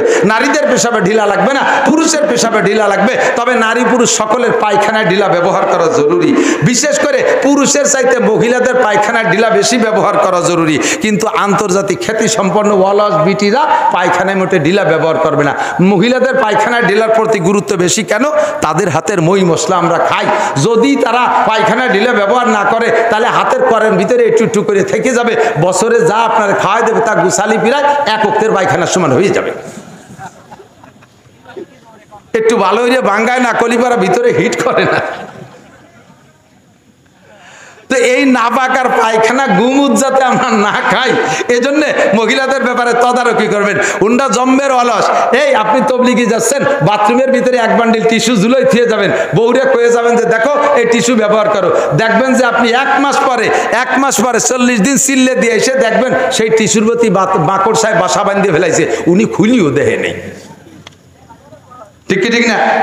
আসেন এরপরে মাসালা, আমরা অজু বানাইয়া কাপড়টা সুন্দর করে পরবো। নামাজের ভিতরে কাপড় পরি, এমনি সময় টাকনু শুয়ে লুঙ্গি পরি, নামাজের সময় টুটোই পরি, এমনি সময় টাকনু শুয়ে প্যান্ট পরি। এই হাদিসে আছে ক্বালা রাসূলুল্লাহ সাল্লাল্লাহু আলাইহি সাল্লাম মান জাররা ইজারাহু ওয়া তারা লাম ইয়ানজুরিল্লাহু ইলাইহি ইয়াউমাল কিয়ামাহ। যেই ব্যক্তি টাকনু শুয়ে কাপড় পরে, এদিক যেই ব্যক্তি পুরুষটা টাকনু শুয়ে কাপড় পরে, লাম ইয়ানজুরিল্লাহু ইলাইহি ইয়াউমাল কিয়ামাহ, ওই লোকটা নামাজ পড়ুক, রোজা রাখুক, হজ করুক, যাকাত দিক, তাবলীগ করুক, সরবরাই করুক, যত বড় পীরের মুরিদ হোক না কেন, ওই লোকটা হজ করুক আর উমরা করুক, কিয়ামতের ময়দানে ওই লোকটার দিকে আল্লাহ ফিরেও তাকাবে না। আমরা মনে করি এই টাকনু সে কাপড় শুধু নামাজের ভিতরে, ও দোস্ত এইটা সর্বক্ষণ। আমার যুবক ভাইরা টাকনুর নিচে কাপড় পরবা না, প্যান্টারে কাইটা খাটো করো। আমরা এমনি সময় লম্বা থাকে, নামাজের সময় একটু ভাঁজ দেই, 2-4 বার উঠতি বসতি সে জায়গা মতো খুলিয়ে জায়গায় চলে যায়। প্যান্টারে বানাইছে এমন ভাবে টাকনুর নিচে দিয়ে যাইয়ে স্যান্ডেলের নাহের দাঁত দিয়ে বার হয়ে গেছে, আর তার তলায় কোনো কাপড় নাই। সিজদা বা রুকুতি যখন যায় তখন খেলা দেখা যায়। দেখছেন না আপনারা? আমি বানাই বলি গেঞ্জিটা আর প্যান্টার মুখ দাঁড়ালি সমান সমান, 70 টাকা আছে, বাস দোষ নেই। যখনই রুকুতি গেছে তখন টাইট হয়ে গেছে, প্যান্টটা ওই দিক সরে চলে গেছে, গেঞ্জিটা এই দিক চলে আইছে, ফাঁসার গিরে গুড়ি 1 বিঘেত বার হয়ে গেছে। 2 নম্বরে 70 টাকা ফরজ। বলেন 70 টাকা? 70 কাকে বলে? পুরুষের 70 নাভির উপরের থেকে, নাভির উপরে একেবারে এ পাশ ও পাশ সব পাশ, নাভির পাশে ঢাকা আছে গেঞ্জি দিয়ে, প্যান্ট দিয়ে, কিন্তু পিছন পাশে সিজদা বা রুকু থেকে খানিক বেরোয় গেছে। এই বেরোয় যা 70 ফরজ, যেটা ঢাকা ফরজ, এইটা যদি নামাজের মধ্যে খুলে 3 তসবিহ পরিমাণ খোলা থাকে, সুবহান রাব্বিল আযীম, সুবহান রাব্বিল আযীম, সুবহান রাব্বিল আযীম, একটুক টাইম যদি খোলা থাকে তাহলে নামাজ বাতিল। মহিলাদের নামাজের ভিতরে চুলের আঘাত থেকে পায়ের তালু পর্যন্ত নামাজের মধ্যে ঢেকে রাখা ফরজ, কোনো অঙ্গ বেরোইতে পারবে না। মহিলাদের নামাজের ভিতরে হাত একটা অঙ্গ, চুল একটা অঙ্গ, পা একটা অঙ্গ, বগল একটা অঙ্গ, এক একটা অঙ্গ আলাদা। কাপড় যদি নামাজের ভিতরে পরছে ঠিক করে, কিন্তু নামাজের ভিতরে ফ্যানের বাতাসে মাথাতে কাপড় পরিয়ে গেছে, মহিলা মনে করছে যে আমি তো দাঁড়াইছি তো ঠিক মতো, পরে ফ্যানে ফেলাই দিলে আমার দোষ কি? ওই অবস্থায় উনি নামাজ পড়িয়ে উঠছে, ওনার নামাজ হয়নি। সিজদার থেকে উঠে যখন বসছে, বাচ্চা 2 বছরই একটা দুধ খায়, সে আইসে সুযোগ পেয়ে মার গায়ের কাপড় টান দিয়ে ফেলাই দিয়ে দুধ খাওয়া শুরু করে দিয়েছে, এক পাশ দিয়ে কাপড় গাছ থেকে খুলে ফেলাই দিয়েছে। 3 তসবিহ পরিমাণ খোলা থাকলে নামাজ বাতিল। নামাজ ফরজ, নামাজ দাঁড়ায় পড়া ফরজ, ফরজ নামাজ দাঁড়ায় পড়া ফরজ। 90% মহিলারা নামাজ দাঁড়ায় পড়ার থেকে চরম অলস, দুনিয়ার সব কাম কাজ করে ঠিক মতো, নামাজের সময় গেলে ওনার হাত পায়ে বল থাকে না, ফরজ নামাজ বসে পড়ে। আবার নামাজ শেষ করে উঠে যায়, দান উড়তি বলতি চলে গেছে, খুলে নে 3 ছলি দান উড়োই বলইয়া জাকা নাকা গুলা ভরিয়ে ফেলাইছে, অথচ নামাজের সময় আসলে করে ওনার গায়ে বল থাকে না। ফরজ নামাজ যদি বসে পড়ে তাহলে তার নামাজ হবে না, ফরজ নামাজ বসে পড়লে নামাজ হবে না। এবার আসেন আরেকটা মাসালা, আমরা এবার নামাজ ভাঙ্গার কারণ 19টা। কয়টা নামাজ ভাঙ্গার কারণ? কয়টা? 19টা। এই নামাজ ভাঙ্গার কারণগুলো আমার অহরহ ঘটে যাচ্ছে, অথচ আমি না জানা থাকার কারণে আমার নামাজ আমি পড়িয়ে যাচ্ছি, আপনার নামাজ হচ্ছে না। যেমন এদিক তাকান, তার ভিতরে নামাজ ভাঙ্গার কারণ 19টার ভিতরে 1 নম্বর কারণ হলো নামাজে কেরাত অশুদ্ধ পড়া। নামাজে কেরাত শুনবো, ইন্টারভিউ নেব নাকি? ইন্টারভিউ নেব? আমি জানি দেখতে যত সুন্দর ডকের, আসলে অত ডকের না। তবলিগে 3 চিল্লাতেছে, অথচ আজও পর্যন্ত কোরআন শরীফ শুদ্ধ করে পড়তে পারে না। বেশ কয়েক বছর আগে এই পাশের নাম আমি ভুলে গেছি, ওই যে ফোম কোম্পানিতে চাকরি করে না, যেন ফোমের ব্যবসা করে, কি যেন নাম, ওই ব্যাসপুরীর ওই পাশে ইবাদতের মাহফিলে আমি আসছি। ওই জায়গায় নড়ালির থেকে একটা তবলিগ জামাত আইছে, ওই পাশের নড়ালির থেকে, জেলা নড়ালির থেকে তবলিগ জামাত 3 দিন ওখানে কাটানোর পরে তবলিগের আমির সাহেব ওই দিন মাহফিলের দিন শেষ 3 দিনের 3য় দিন, ওই দিন ওই মাহফিল ওনার মসজিদের কাজ সাইরা আমার মাহফিলে আসে, আইসি আমারে ধরছে, হুজুর আপনি সারা দেশে ওয়াজের মধ্যে তবলিগি রস করেন, আপনার এলাকায় তবলিগ করতে পারেন না? এই এলাকার মুসলমানরা আজও কলেমাটাও পড়তে পারে না। আমি বলি বলে কি মুসলমান কলেমা পড়তে পারে না? এরকম মুসলমান এখনো আছে। কয় হুজুর আমরা যে মসজিদে আসছি ওই পাশে কোন মসজিদে যেন আসছে, আমাদের মসজিদে 3 দিন পর্যন্ত 3 বুড়োরে কলেমা মস্ক করাচ্ছি, আজকে আমি লাস্টে পরীক্ষা নিছি, আজও কলেমা পড়তে পারে নাই। অথচ নামাজ পড়তে পড়তে কপালে দাগ হয়ে গেছে। নিয়মিত ইশরাক পড়ে, আওয়াবিন পড়ে, তবলিগের সময় লাগাইছে, অথচ আজও কলেমাটা শুদ্ধ করে পড়া শেখে। আমি কিন্তু পড়ে কি কয় যে আজও আমার লাস্টে ইন্টারভিউতে জব কলেমা শুনেছে লা ইলাহা মুহাম্মাদুর রাসূলুল্লাহ। আমি ধমক দিছি, মিয়া আজ 3 দিন পড়াছি লা ইলাহা ইল্লাল্লাহ মুহাম্মাদুর রাসূলুল্লাহ, এখনো ইল্লাল্লাহ কইতে পারেন আপনি? কি আজ বাদে কাল যাবেন মরে, রাতারাত পড়ে যেতে পারেন, এখনো কলেমাটা শুদ্ধ করে পড়তে পারেন না? সে বুড়ো আমারে কয় মিয়া সব জায়গার কলেমা একরকম না। বুঝাইছে তোমাকে নড়াইলে কলেমা ইল্লাল্লাহ আছে, আমাকে গুফাইলে কলেমা ইল্লাল্লাহ নাই। ও মুসলমান, নামাজের ভিতরে অশুদ্ধ পড়েন, সূরা ফাতিহা জিজ্ঞেস করলে এর ভিতরে 90% পাবলিক শুদ্ধ করে পড়তে পারবেন না। কথা বলেন ঠিক কি ঠিক না? একামত দেন। আমি আমার মাদ্রাসার মসজিদে কুরবানির বন্দে সম্ভবত সব ছাত্ররা চলে গেছে, হুজুররা কেউ নাই, একা একা মসজিদে নামাজ পড়ি। একজন পাবলিক এসে আমার পাশে, ও পড়তে করতেই নামাজ পড়ে, ও সব মাদ্রাসা খোলা থাকলে মাদ্রাসা পড়ে, এমনি সময় পড়ে। ও মুসল্লি আর আমি একা, আমি ইমাম। ওরে এখন বললাম যে তুই ইকামত দে, তোরে ইকামত দিতে কইছে, ও বয়লা টের পায় না। আমি কই ইকামত দে, ইকামত বুঝিস? ও কানে হাত দিয়ে আজান দেওয়া শুরু হয়ে দিয়েছে। একামত দিতে যে আজান দিয়ে শুরু হয়ে দিয়েছে। এত মাদ্রাসায় এত আলেম উলামার ফেসের মধ্যে আজ ইকামত চেন না। আবার ইকামত দিতে যে ইকামতের যে কোয়ালিটি তা শুনলে শয়তানও হাসতে হাসতে বেরোয় চলে যায়। আজান দেয় 12-14টা মসজিদের আজান মাইকে শোনা যায়, 14 মসজিদের আজান 14 রকম। আরে আজান কি 14 রকম না এক রকম? এক এক মসজিদে এক এক রকম আজান। কেন? আজানের মস্ক নাই। আল্লাহু আকবার, আল্লাহু আকবার, আল্লাহু আকবার, আল্লাহু আকবার, আশহাদু আল্লা ইলাহা ইল্লাল্লাহ, আশহাদু আন্না লা ইলাহা ইল্লাল্লাহ। আজান দিছে, ইকামত দেয়, কত কাদামিস সালাহ, কত কাদামিস সালাহ, আইউলাতের সালাহ, আইউলাতের সালাহ। মৌলানা মুজিবুর রহমান যুক্তিবাদী কইছিল এক মস্কারি গল্প। কয়ে গেছি লন্ডন যাই এক মসজিদে দেই যে নামাজ পড়তে ঢুকছি, মসজিদে যে একামত দিচ্ছে, তো একামতে হাইয়ালাল ফালা যা কইলো তাতে শোনা যাচ্ছে হালার বোথালা, হালার বোথালা। পরে নামাজের পরে ধরছি, এ তোর বাড়ি কোন জায়গা? পরে আমার বাড়ি বাংলাদেশের সিলেট। তো এই কামতে কি করি? এই হাইয়ালাল ভালা কলি না হালার বোথালা কলি? যা কই তা কই, তাই 1 লাখ টাকা বেতন। তো জীবন ভরে 1 লাখ টাকা বেতন খাইলা আর হাইয়ালাল ভালাটা ঠিক করে বলা শিখলে না। এর ভিতরে একামত বলতে মস্ক বললে 90% পাবলিক একামত ফেল করবেন। আমি তো একামত মস্ক করাই। এই একামত মস্ক করানোর ওয়াজ ঠুক কিসসা কাহিনী আর দুনিয়ার আজেবাজে দিয়া 1000 বছর ওয়াজ করলে যে নেকি হবে, এই একামত মস্কের ভিতরে আপনি তার চেয়ে বেশি নেকি নিয়ে বাড়ি যাবেন ইনশাআল্লাহ। রাজি আছেন তো ইনশাআল্লাহ? একামত দেবেন, এদিক তাকান। আজানে পড়তাম দুই শব্দ একসাথে, আল্লাহু আকবার, আল্লাহু আকবার। বার করে টানলে আজান গলত, ওই আজান আবার দিতে হবে। আল্লাহু আকবার, আল্লাহু আকবার। আপনার ঈমান নষ্ট হয়ে গেছে। কি বলছেন আপনি জানেন? আল্লাহু আকবার মানে আল্লাহ সবচেয়ে বড়। যদি কেউ টান দেন তখন জিজ্ঞাসা হয়ে গেছে। আপনি তখন কেমন কাহারো কাছে জিজ্ঞাসা করতেছেন আল্লাহ কি বড়? আমার তো তা মনে হয় না। এ আল্লাহ বড় না ছোট? আল্লাহ যে বড় এইটা কি কাহারো কাছে জিজ্ঞাসা করবেন না স্বীকার করবেন? বলেন জিজ্ঞাসা করবেন না স্বীকার করবেন? কিন্তু আপনি যে আজান আর ইকামত দিয়েছেন আরে টান দিয়ে এইটা আপনি জিজ্ঞাসা করে ফেলেছেন, হামজা ইস্তেফহাম, আল্লাহু আকবার। এরপর আবার আপনি বলেন আল্লাহু আকবার, আল্লাহু আকবার। এ আরেক মাইর কইছেন আল্লাহু আকবার। কি কইছেন জানেন? আল্লাহ বড় বেয়াদব, আল্লাহ বড় উশৃঙ্খল। নাউযুবিল্লাহ, নাউযুবিল্লাহ। আকবার মানে সবচেয়ে বড়। আকবার হলো শয়তানের সিফাত, শয়তানের গুণ হলো আকবার। আকবার মানে উশৃঙ্খল, আকবার মানে বেয়াদব, আকবার মানে উশৃঙ্খল। আল্লাহ কি বেয়াদব উশৃঙ্খল?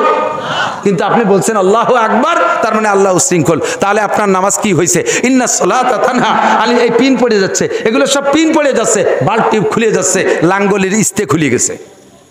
এর কারণে আপনার নামাজে আপনারা বিড়ির থেকে ফিরেতে পারে না, আপনার নামাজে আপনারা বেপরদার থেকে ফিরেতে পারে না, আপনার নামাজে আপনারা সুদে কারবারতে ফিরেতে পারে না, আপনার নামাজে আপনারা ঘুষ খাওয়া থেকে ফিরেতে পারে না, আইটালে থেকে ফিরেতে পারে না, জারি যাত্রা করসা গাজীর গান থেকে ফিরেতে পারে না, আপনার নামাজে আপনার ঠাউর বাড়ি মেলায় যাওয়ার থেকে ফিরেতে পারে না, মদ গাঁজা ইয়াবা ফেন্সিডিল হিরোইন থেকে ফিরেতে পারে না, পরের জমি জাল দলিল করা থেকে ফিরেতে পারে না, জিনা ব্যভিচার থেকে ফিরাইতে পারে না, দুধে পানি দেওয়ার থেকে ফিরাইতে পারে না, মিথ্যে কথা থেকে ফিরাইতে পারে না। নামাজের দায়িত্ব ছিল এই সমস্ত আকাম থেকে ফিরেলু, কিন্তু আপনি নামাজ দ্বারাই শুদ্ধ করতে পারেন নাই, এর কারণে আপনার কোনো আকাম থেকে ফিরেতে পারতেছে না। কষ্ট হচ্ছে? অপ্রয়োজনীয় কিছু বলতেছি? সমস্যাগুলো আছে না নাই কথা বলেন। এরপরে এদিক তাকান, এবার একটু আজান একামত তামাস্ক করাই এদিক এদিক আজান দেবে মুয়াজ্জিন। অনেকে আজান দেওয়ার জন্য পাগল, বুড়ো জীবন ভরে আজান দিয়েছে ভুল আজান, এ ফাঁকে যদি বুড়ো রাস্তায় দেরি দেখে কেউ শুদ্ধ আজান একটা দিয়ে ফেলে, বুড়ো গদগদ করে মসজিদে নামাজ না পড়ে আইটি চলে যায়, নামাজ পড়বো না, আমার আজান আর একজনে দিয়ে দিছে। তোমার আজান দিতে এত লোভ, তা তুমি যে ছাতা আজান দাও ওতে তো আজান হয় না। হযরত বিলালের ভুল আজান, এটা আমরা শুনছি। আরে ভুল আজানের অনুমতি আছে, আপনি ভুল আজানের অনুমতি আছে কখন জানেন? আপনার বিলাল রাদিয়াল্লাহু তাআলা আশহাদু আল্লাহ কইতে পারতো না, আশহাদু কইতো। তার কারণ হলো উমাইয়ার বাড়ির গোলাম ছিল। হযরত বিলাল মুসলমান হওয়ার কারণে, কলেমা পড়ার কারণে উমাইয়া লোহা পুড়াইয়া হযরত বিলালের জিহ্বায় সেকা দিয়েছিল।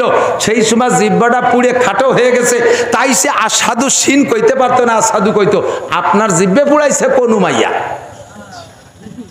এরপরে বিলাল 23 বছর নবী পাকের পিছনে পিছনে ঘুরে মস্ক করছে, তারপরও পারে নাই। আপনি কয়দিন মস্ক করছেন? আপনারে মস্ক করতে যদি মসজিদি তবলিগ আইছে, যদি বলি যে কাকা মসজিদি যেন মস্ক আছে, কয় যে না আমার হলো মাজায় ব্যথা, বসে থাকতে পারি না, চার দোকানে ঘন্টার পর ঘন্টা বসে থাকবে, মসজিদে যাইতে পারে না, তবলিগি যে মস্ক করতে পারে না, হুজুরি কাছে মস্ক করতে পারে না। আপনাকে বিনা মস্কে এই যে ভুল আজান দিয়ে যাচ্ছেন, এই আজানের বিনিময়ে আপনি কিচ্ছু পাবেন না কিয়ামতের ময়দানে। একামতটা শুদ্ধ করে দেন। একামতের 4 শব্দ এক নিঃশেষে, প্রথম 4 শব্দ এক নিঃশেষে। আমি বলবো, আপনারা একটু বলবেন আল্লাহু আকবার, আল্লাহু আকবার, আল্লাহু আকবার, আল্লাহু আকবার। একটু দেন না। আল্লাহু আকবার, আল্লাহু আকবার, আল্লাহু আকবার। 4 শব্দ এক নিঃশেষে। এরপরে প্রত্যেক 2 শব্দ এক এক নিঃশেষে। আশহাদু আল্লা ইলাহা ইল্লাল্লাহ, আশহাদু আল্লা ইলাহা ইল্লাল্লাহ, আশহাদু আল্লা ইলাহা ইল্লাল্লাহ, আশহাদু আল্লা ইলাহা ইল্লাল্লাহ, আশহাদু আন্না মুহাম্মাদার রাসূলুল্লাহ, আশহাদু আন্না মুহাম্মাদার রাসূলুল্লাহ, আশহাদু আন্না মুহাম্মাদার রাসূলুল্লাহ, আশহাদু আন্না মুহাম্মাদার রাসূলুল্লাহ। হাইয়া আলাস সালাহ, হাইয়া আলাস সালাহ। হাইয়া আলাস সালাহ, হাইয়া আলাস সালাহ। অনেকে কয় হাইয়া আলাস সালাতে, হাইয়া আলাস সালাহ, আইতে হবে না। হাইয়া আলাস সালাহ, হাইয়া আলাস সালাহ, হাইয়া আলাস সালাহ, হাইয়া আলাস সালাহ। অনেকে কয় হাইয়া আলাল ফালাহ, হাইয়া আলাল ফালাহ, মাঝে একবার হাই কই একটা গাই দেয়, এই গাই হবে না। হাইয়া আলাল ফালাহ, হাইয়া আলাল ফালাহ। কদ কামাতিস সালাতু, কদ কামাতিস সালাহ, তাই নাকি? কদ কামাতিস সালাহ, কদ কামাতিস সালাহ। ওই নেই, অনেকে কইছে কদ কামাতিস সালাহ, কইছে কদ কন্যা কদ। আরে বিয়ে ওয়াজের একটু মস্ক হয়ে যাক, জীবন ভরে ওয়াজ শুনছেন, আজকে একটু সহি হয়ে যাক। কদ কামাতিস সালাহ, কদ কামাতিস সালাহ, কদ কামাতিস সালাহ।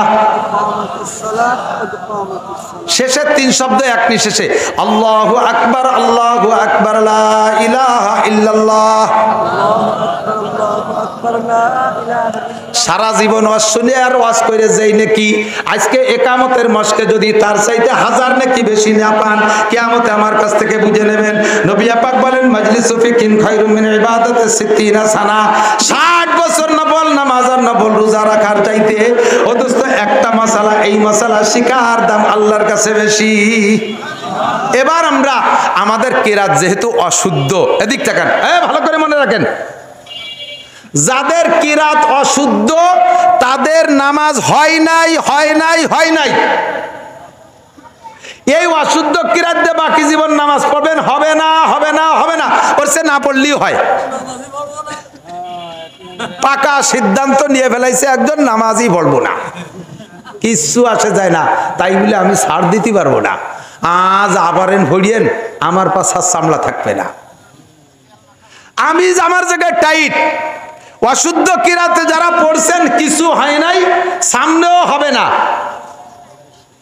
একটা অপশন খোলা আছে, বিগত ভুল নামাজগুলো শুদ্ধ হয়ে যাবে। একটা অপশন খোলা আছে, সেটা হলো আজকে রাত্রে প্রতিজ্ঞা করতে হবে আগামীকাল সকালবেলা নাদিয়া কায়দা কিনে এই মাদ্রাসায় হুজুরির কাছে পড়বো, অথবা আমাদের মসজিদের ইমাম সাহেবের কাছে ভর্তি হয়ে যাব, হুজুরির কাছে আলিফবা থেকে পড়া শিখবো।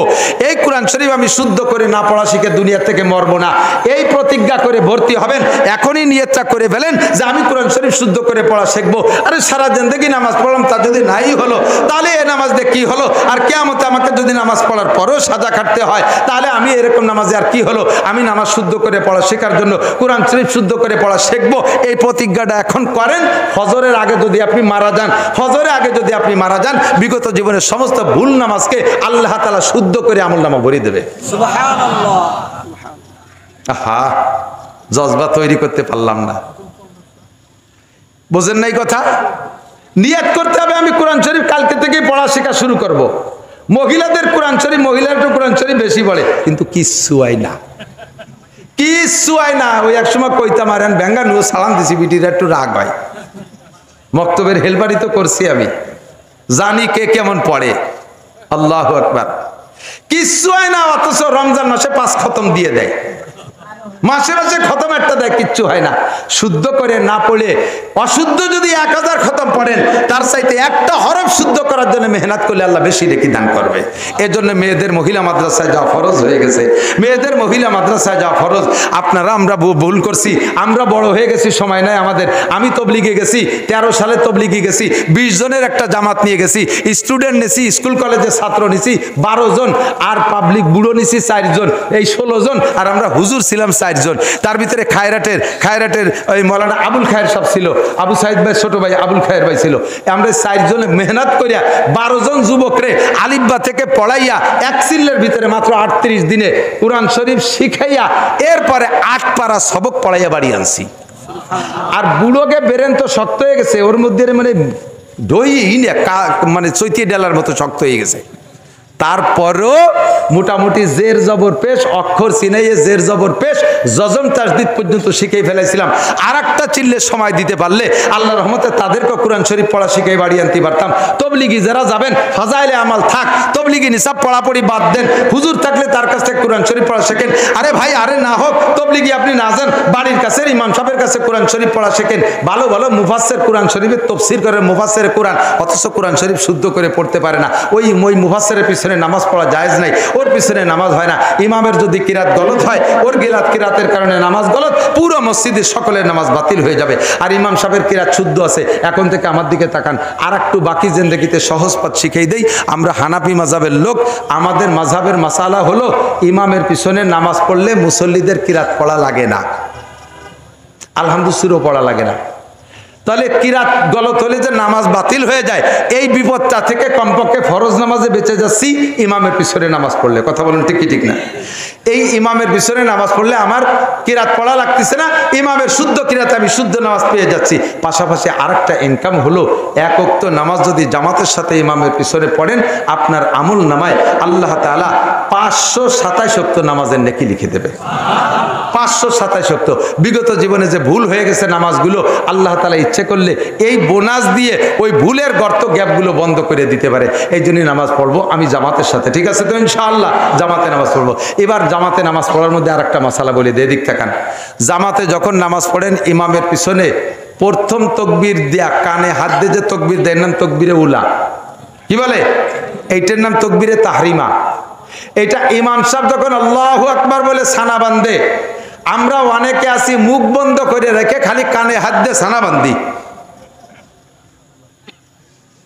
প্রথম তাকবীর সব মুসল্লিদের উপরে ফরজ, প্রত্যেক মুসল্লির উপরে। যেই যখন নামাজে জয়েন করবেন, প্রথম তাকবীর আল্লাহু আকবার বলা, কানে হাত দেয়া সুন্নাত, কানে হাত না দিলেও নামাজ হয়ে যাবে।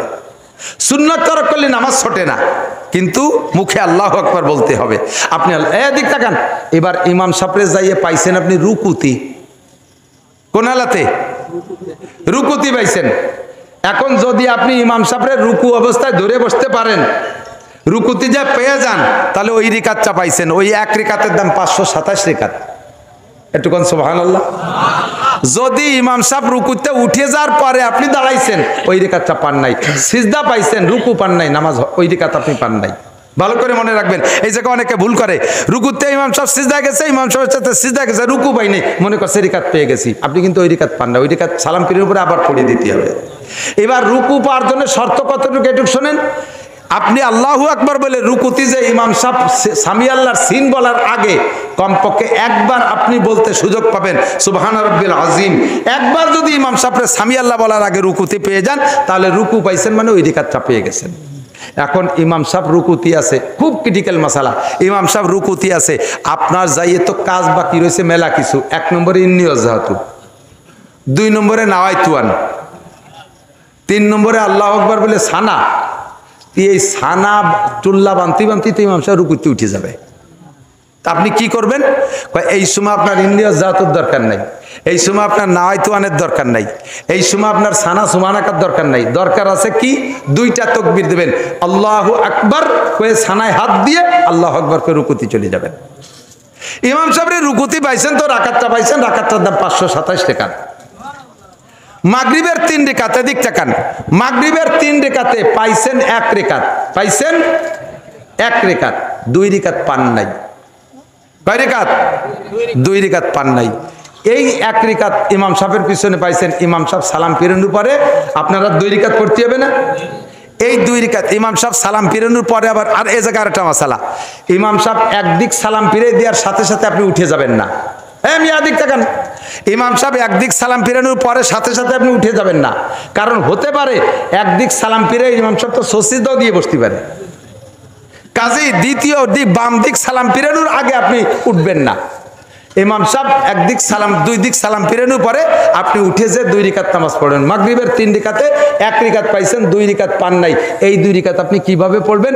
আমার মনে আছে এই ব্যাসপুর মসজিদি, এই ব্যাসপুর মসজিদি সে সময় মোটরসাইকেলে চলি, যাবো বলমারি, ওই জায়গায় এসে মাগরিবের নামাজ পড়ছি। ব্যাসপুর ওই যে বটতলার যে মসজিদ, ওই মসজিদে নামাজ পড়তে আমিও 1 রেখাত পাইছি, আমার সাথে আরেকজন 1 রেখাত পাইছে। 2 রেখাত আমরা পাই নাই। আমার পাশের জন ওনার কায়দায় পড়ছে আর আমি আমার কায়দায় পড়ছি, কিতাবের কায়দায়। সালাম ফিরেই ওই লোক বসে রয়েছে আমারে অ্যাটাক করবে বলে। সালাম ফিরে আমারে বলতেছে, হুজুর আপনার তো হুজুর হুজুর মনে হয়, আমার সে সময় চেনে না, আপনার তো মৌলবী হুজুর হুজুর মনে হয়, এই নামাজ কিরম পড়লেন? আমি তো যেরম পড়ার দরকার সেরমই তো পড়ছি। কেন? আমি শিওর আপনি ভুল পড়ছেন। উনি পড়ছে কিভাবে? সালাম ফিরানোর পরে উঠে একবারে 2 রেখাত পড়ে শেষ বৈঠক দিয়েছে। নিয়ম হলো 1 রেখাত যদি শেষ রেখাত পান তাহলে 2 রেখাত ছুটে গেছে, সালাম ফিরানোর পরে আপনি উঠিয়া প্রত্যেক রাকাতে রাকাতে বসতে হবে, প্রত্যেক রাকাতে বসতে হবে, আরো 2টা বৈঠক করতে হবে। আমি আমার নিয়মে পড়ছি, উনি আপনি ভুল পড়ছেন। আমি বলে ভুল পড়ছি কিভাবে? কয় কি? আল্লাহ তাআলা মাগরিবের নামাজে 3 রেখাতে 2টা বৈঠক পাবে, আল্লাহ 2টা বৈঠক পাবে। তা 1 বৈঠক তো ইমাম সাহেবের সাথে দিছি, আর 2 রেখাত বাকি আছে, 2 রেখাত পড়িয়ে শেষবারে আর 1 বৈঠক দিলে 2 বৈঠক হয়ে গেল। আমি বলি এটা কি আপনি কিতাবে পাইছেন কোন জায়গা? কয় কিতাবে পাবো কা, নিজের একটা বুঝ আছে না। 2 রেখাত 3 রেখাত নামাজে 2 বৈঠক, তো 1 বৈঠক দিছি আর 1 বৈঠক বাকি আছে। নিজের বুঝ হিসেবে পড়লে হবে না, আপনাকে এবার প্রত্যেক রাকাতে বসতে হবে। কথা বলেন ঠিক না? এই আরেকটা মাসালা বলি, পিন মার্কা মাসালা, এদিক তাকান। এর একটা মাসালার দাম 60 বছর নফল নামাজ নফল রোজার চাইতে বেশি। সেটা হলো জোহরের নামাজ 4 রেখাত, ইমামের পিছনে পাইছেন 1 রেখাত, কয় রেখাত বাদ আছে? 3 রেখাত। ইমামের পিছনে পাইছেন কি প্রথম রেখাত না শেষ রেখাত? শেষ রেখাত না? তাহলে প্রথম যে 3 রেখাত ছড়ছে, এই 3 রেখাত কি কি রেখাত ছড়ছে? 2 রেখাত ছড়ছে সুরো মিলানো 2 রেখাত, আর 1 রেখাত ছড়ছে শুধু ফাতিহা ওয়ালা 1 রেখাত, তাই না? এই 3 রেখাতটা আপনি কিভাবে পড়বেন? আপনি ইমাম সাহেব সালাম ফিরানোর পরে উঠিয়া দাঁড়াইয়া 1 রেখাত পড়বেন। এই রেখাত কি দিয়ে পড়বেন বলেন তো? সুরো মিলাইয়া পড়বেন। মনে যদি আপনি নিজে নিজে বুদ্ধি খাটান যে শুধু আলহামদুলিল্লাহ সূরা আলা 2 রেখাতে এক পাশে নিয়ে যাই, এই যুক্তিতে হবে না। সালাম ফিরের উপরে দাঁড়ায় উঠেইয়া প্রথম রেখাত 1 রেখাত পড়বেন, সুরো মিলাইয়া পড়িয়ে বসতে হবে। আত্তাহিয়াতু পড়ে উঠিয়ে আবার তৃতীয় রিকাত এই রিকাত পড়বেন, আবার সূরা মিলাইয়া পড়ে উঠিয়ে শেষ রিকাত পড়বেন শুধু ফাতিহা দিয়া। এই শেষ 2 রিকাত পড়ে শেষবারে বৈঠক। কথা কি বোঝা গেছে? একটা মাসালার দাম 60 বছর নফল নামাজের রোজার চাইতে বেশি। কথা বলুন ঠিক না? মাঝে মাঝে এমন অ্যাক্সিডেন্ট হয় কিনা আপনাকে জানি না, আমার হয়, কারণ আমার ইমান অতটা ভালো না। নামাজে বসলে দুনিয়া মাদ্রাসা নিয়ে চিন্তাও রিত, বডিগি চাইল নাই, হুজুরকে বেতন নাই, ওদেরকে সিমেন্ট নাই, নানান তা মাদ্রাসার মধ্যে মাদ্রাসা ঢুয়ে যায় নামাজের মধ্যে। কাজেই প্রথম বইটাকে আত্মাহেতু ভর্তি 3-4 রিকাতালা নামাজে আত্মাহেতু ভর্তি ইন্না কান্তাল গফুরুর রহিম চলে যাই। ওই জায়গা যাইয়ে মনে উঠলি তো ভারতের ব্যবসার মধ্যে পড়ে গেছি। এখন যেই নামাজ 3 রিকাত বা 4 রিকাতওয়ালা নামাজ, মা বোনরা লক্ষ্য করবেন মাঝে খানিক পুরুষকে মশলা গেছে, এবার এই মশলা সবাই রিপ্যাস পড়ে। 3 রিকাত বা 4 রিকাতওয়ালা নামাজের প্রথম বইটাকে যদি আব্দুহু ওয়া রাসূলুর পরে আত্তাহিয়াতুর পরে দুরূদ শরীফ থেকে সর্বনিম্ন আল্লাহুম্মা সাল্লি আলা মুহাম্মদ এতটুকু যদি আপনি বেশি পড়ে ফেলেন তাহলে সিজদা ওয়াজিব হয়ে গেছে। সিজদা ওয়াজিব হয়ে গেছে। আপনি শেষ বইটাকে সিজদা করতে হবে। আর ইন্না কান্তাল গফুর রহিম পর্যন্ত পড়লেও একই ওয়াজিব তরক হইছে। অর্থাৎ দুরূদ শরীফ থেকে আটটুক বা তার চেয়ে বেশি যদি আপনি পড়ে ফেলেন সিজদা ওয়াজিব হয়ে গেছে। ইচ্ছাকৃতভাবে যদি এই ভুল করেন নামাজ হবে না, সিজদা দিলেও হবে না। আর অনিচ্ছাকৃত এই ভুল হয়ে গেলে শেষ বইটাকে সিজদা দিয়ে সমাধান করতে হবে। আপনার এই মশলা না জানা থাকার কারণে জিন্দেগিতে এমন ভুল যা করছেন ওই নামাজগুলো আবার পড়তে হবে, নইলে একাক ওয়াক্ত নামাজের জন্য 230 কোটি 40 লক্ষ বছর জাহান্নামে পড়তে হবে। আর একটা জরুরি মশলা বলবো, সে মশলাটা এদিক তাকান। সিজদার থেকে উঠে পুরো টান হয়ে বসা কতটুক টাইম? আল্লাহুম্মা গফিরলি ওয়ারহামনি ওয়াহদিনি ওয়ারযুকনি ওয়াআফিনি, এই দোয়াটা পড়তে যতটুক টাইম লাগে আপনি দোয়া পারলে পড়েন, না পারলে অতটুক টাইম সোজা করে বসে থাকতে হবে। নইলে সিজদাতে উঠেই যদি আপনি বিরতিহীনভাবে চলে যান, দ্রুত চলে যান, আপনি ইচ্ছাকৃতভাবে ওয়াজিব তরক করেছেন, আপনার নামাজ বাতিল, সিজদা দিলেও সারবে না। রুকুর থেকে উঠে জাকি দিয়ে আবার সিজদায় চলে গেছেন, পুরো টান হয়ে দাঁড়ান নাই। রব্বানা লাকাল হামদ এ বলার পরে হামদান কাসীরান তাইয়্যিবান মুবারাকান ফি এতটুক বলা পর্যন্ত আপনাকে দাঁড়াই থাকা ওয়াজিব। এই টাইমটা যদি না দেন, না পড়েন, আপনি ওই দোয়াটা না পড়েন, যদি দাঁড়ায় না থেকে সোজা টান হওয়ার সাথে সাথে আবার রুকুতে চলে গেছেন, আপনি ইচ্ছাকৃত ওয়াজিব তরক করছেন, আপনার নামাজ বাতিল। সারা জীবন ভরে এই কাম করছেন, কোনো নামাজে আপনাকে জাহান্নাম থেকে বাঁচাইতে পারবে না। আর একটা কথা, আর একটা মশলা না বলে পারছেন, এদিক দেখান। আপনার দোয়া দুরুদ সব পড়া হয়ে গেছে। এই ইমাম সাহেবরা খেয়াল করবেন বেশি করে, পিছনে মুসল্লি আছে, ইমাম সাহেব নামাজে দাঁড়াইছেন, দোয়া দুরুদ সব ইন্না কান্তাল গফুর রহিম পড়া হয়ে গেছে। এখন পড়া যখন শেষ, ইমাম সাহেব খুব তাড়াতাড়ি সালাম ফিরিয়ে দিতে হবে। যদি ইমাম সাহেব চিন্তা করে আমার তো পড়া হয়ে গেছে, মুসল্লি গিয়ে হইছে কি না হইছে, এই জন্য উনি একটু বিরতি দিয়েছে, চুপ করে রয়েছে, ওকে হোক শেষে একবারে সবাই মিলে সালাম ফিরবো। এই বিরতিটা যদি টাইম একটুক দেয়, সুবহান রাব্বিল আযীম সুবহান রাব্বিল আযীম সুবহান রাব্বিল আযীম, একটুক টাইম যদি চুপ করে থাকে, সালাম না ফিরাইয়া পড়া শেষ হয়ে যাওয়ার পরে ইমাম সাহেব ইচ্ছাকৃতভাবে চুপ করে বসে রয়েছে, সালাম না ফিরাইয়া সিজদা দিলেও সারবে না, নামাজ বাতিল, আবার পড়তে হবে। এর এক একটা মাসালার দাম 60 বছর নফল নামাজ ও নফল রোজার চাইতে বেশি। সবচাইতে বড় কথা হলো বাবা, এরকম মশলা যে কত জানি না। ফরজ আর ওয়াজিবের ভিতরে খুব কাছাকাছি পার্থক্য, একই জায়গায় দুটো জিনিস ঢুকে গেছে। এদিক তাকান, নামাজের মধ্যে সূরা ফাতিহা পড়া ওয়াজিব, বলেন সূরা ফাতিহা পড়া ওয়াজিব, সূরা ফাতিহা পড়া ওয়াজিব। আর কিরাত পড়া ফরজ, কিরাত পড়া কি ফরজ। তা আলহামদুস সূরা কি কোরআন শরীফের কিরাত না? তাহলে আলহামদুস সূরা পড়লে দুটো ফরজ, দুটো জিনিস আদায় হয়ে গেছে এক আলহামদুস সূরার মধ্যে। আলহামদুস সূরা পড়া ওয়াজিব তাও হয়ে গেছে, আবার কিরাত পড়া ফরজ তাও হয়ে গেছে। তাহলে তার কিরাত পড়া লাগে না, কয় না আলাদা একটা সূরা মিলানো ওয়াজিব, আলাদা একটা সূরা মিলানো ওয়াজিব। এই দেখেন একই ফরজ আর ওয়াজিব খুব কাছাকাছি, এই জন্য পার্থক্য করে তলাবুল ইলমে ফারিদাতুন আলা কুল্লি মুসলিমিন ওয়া মুসলিমাত, দ্বীনি ইলম শিক্ষা করা মুসলমান নরনারীর উপরে ফরজ। এখন আপনাদের বাচ্চাদেরকে, আমরা নিজেরা বড় হয়ে গেছি যারা, আমরা ঠকে গেছি, পড়ি নাই, আমাদের ভুল রয়েছে, কিয়ামতের ময়দানে সন্তানরা আমাদের নামে মামলা দেবে। রব্বানা ইন্না তানা সাদাতানা ওয়া কুবারানা ফাআদাল্লুনা সাবিল রব্বানা আতিহিম দিফাইনা মিনাল আযাব ওয়া লা'নহুম লানান কাবীরা ওয়া আল্লাহ আমার আব্বা আমারে কেজি স্কুলে পাঠাইছে গেছি, আমার আব্বা কিন্ডার গার্ডেনে পাঠাইছে গেছি, আমার আব্বা ইংলিশ মিডিয়ামে পড়াইছে পড়ছি, আমার আব্বা IABM BCS পাস করাইছে করেছি, আমার আব্বা আমারে মাদ্রাসায় দেয় নাই, আমার আব্বা আমারে কোরআন পড়াই নাই, আমার আব্বা আমারে নামাজ শেখায় নাই, আমার সব ভুলের গোড়া আমার আব্বা মা আমাকে ধ্বংস করেছে। আতিহিম দাইফাইনে মিনাল আযাবি ওয়া লাআনহুম লানান কাবীরা। আমার আব্বা মাকে আগে ডবল শাস্তি দাও, তারপরে আমি শাস্তি ভোগ করব। আল্লাহ তুমি তাদেরকে আমার সামনে এনে দাও, পায়ের নিচে ফেলাইয়া পাড়াবো। তারা আমাকে কেন ক্ষতি করেছে?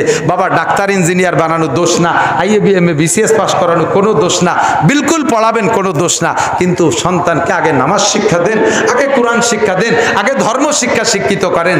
আল্লাহ পাক রব্বুল আলামিন কিয়ামতের ময়দানে ওই সন্তানের সুপারিশে আপনাকে জান্নাত নসিব করবে। ছোট্ট মাদ্রাসা করছে এই মৌলানারা, কামরুল নাকি নাম, মাওলানা কামরুল হাসান, এই শুরু করছে মাদ্রাসা। জায়গাটা বড় ভালো লাগছে, পছন্দ হয়েছে। আপনারা স্থানীয়রা সহযোগিতা করবেন, বলবেন আশেপাশে অনেক মাদ্রাসা, এত মাদ্রাসার দরকার নাই। আরে ভাই আশেপাশে কত স্কুল আছে, আবার কেজি স্কুল খুলছেন কে, আবার কিন্ডার গার্ডেন করছেন কে, কত সরকারি স্কুল আছে, তার ভিতরে ব্যারাক স্কুলের কি দরকার, ওই গ্রামে স্কুল আছে, এই গ্রামে স্কুলের কি দরকার? এত স্কুল যে পরিমাণ হয়েছে ওই পরিমাণ এখনো মাদ্রাসা হয় নাই। আমি চ্যালেঞ্জ করে বলতে পারি, আদর্শ শিক্ষা যদি পাইতে হয় তাহলে মাদ্রাসা মধ্যেই আছে। কথা বলুন ঠিক ঠিক না? মাদ্রাসার ছেলেরা ইয়াবা খায় না, গাঁজা খায় না, ফেন্সিডিল খায় না, হিরোইন খায় না, বেয়াদবি করে না, উস্তাদের মাথায় বাড়ি মারে না, উস্তাদের পদত্যাগ চায় না, উস্তাদের সাথে কোনো বেয়াদবি করে না, তারা অপহরণ করে না, দর্শন করে না, চুরি করে না, ডাকাতি করে না, যত প্রকার অনৈতিক কাজ এর একটাও মাদ্রাসার ছেলেরা করে না। আপনার সন্তানকে আগে কোরআন শিক্ষা দেন, পরে জেনারেল পড়ান, ইনশাআল্লাহ তারা খারাপ হবে না। আল্লাহ তাআলা আমাদের তৌফিক দান করে। রাজনীতিবাজ করি না, শেষ ফিনিশিং রাজনীতিবাজ অল্প টুক করে যাই। আমাদের বর্তমানে বাংলাদেশে সরকার নাই, নির্বাচিত সরকার নাই, অন্তর্বর্তীকালীন সরকার মানে শেখ হাসিনা ছাড়িয়ে দিয়ে চলে গেছে, কি করবো দায় ঠেই একজনের গাড়ি উঠে দিছি, এর নাম সরকার না। নির্বাচিত সরকার ছাড়া সরকার না। দোয়া করব এই নিউট্রাল টাইম, ফ্রি টাইম, এখন কেউ নাই, মাঠ খালি, এই খালি মাঠে আপনি আখ লাগাইলেও লাগাইতে পারেন, আপনি বাবরা গাছ লাগাইলেও লাগাইতে পারেন, আঙ্গুর গাছ লাগাইলেও লাগাতে পারেন। এই ফ্রি মাঠটা, খালি মাঠে আর আমরা কাটাওয়ালা বাবরা গাছ দেখতে চাই না। কথা বলেন ঠিক কি ঠিক না? আমলিগ বলেন আর বিএনপি বলেন, কেউরে তো আপনারা দেখতে কম দেখেন নাই, কোন চাষিবা কম সালুন খার জম। আমাকে দিক কয় না একটা প্রবাদ, কোন চাষিবা কম সালুন খার জম। সব চাষিরে দেখছি, আমাকে আদ্যে দরকার নাই। এবার একটু দোয়া করেন যাতে আল্লাহ তাআলা কোরআন এবং হাদিস অনুযায়ী দেশ চালানো, কোরআন সুন্নাহ ইসলামী স্টেট বাংলাদেশকে বানায় দিক। বলেন আমিন। এতে কি একমত আছেন? আপনারা আছেন? কারা কারা একটু দেখবেন, হাত দেখাবেন। আমি এর ভিতরে আমলিগির লোকও আছে, বিএনপির লোক আছে, আমি সব বাদ দিছি। আমার বাড়ি গোপালগঞ্জ, গায়ে নৌকোর গন্ধ সারা বাংলাদেশ থেকে সবাই কয়, কিন্তু নৌকো ভৌকো আর দানের শেষ মানে শেষ কোনো তার আধার দাঁড়ি না। এখন যেহেতু ফ্রি মাঠ পাইছি, এবার আল্লাহর কোরআনকে বাংলার জমিনে প্রতিষ্ঠিত করতে হবে, ঠিক আছে না ইনশাআল্লাহ?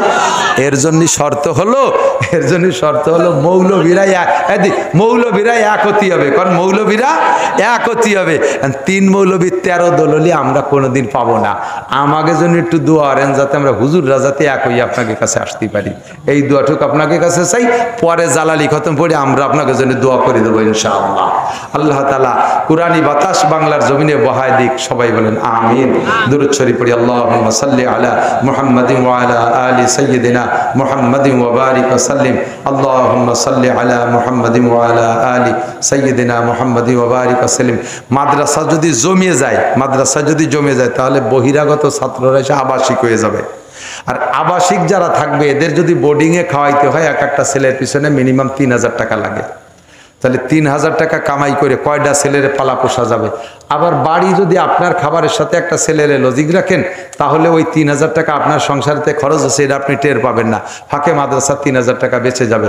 যদি বহিরাগত ছেলেরা এসে আবাসিক হয়ে যায়, আপনারা কি একটু লজিং রাখবেন ইনশাআল্লাহ? 4টে ভাত খাওয়াইতে পারবেন তো ইনশাআল্লাহ?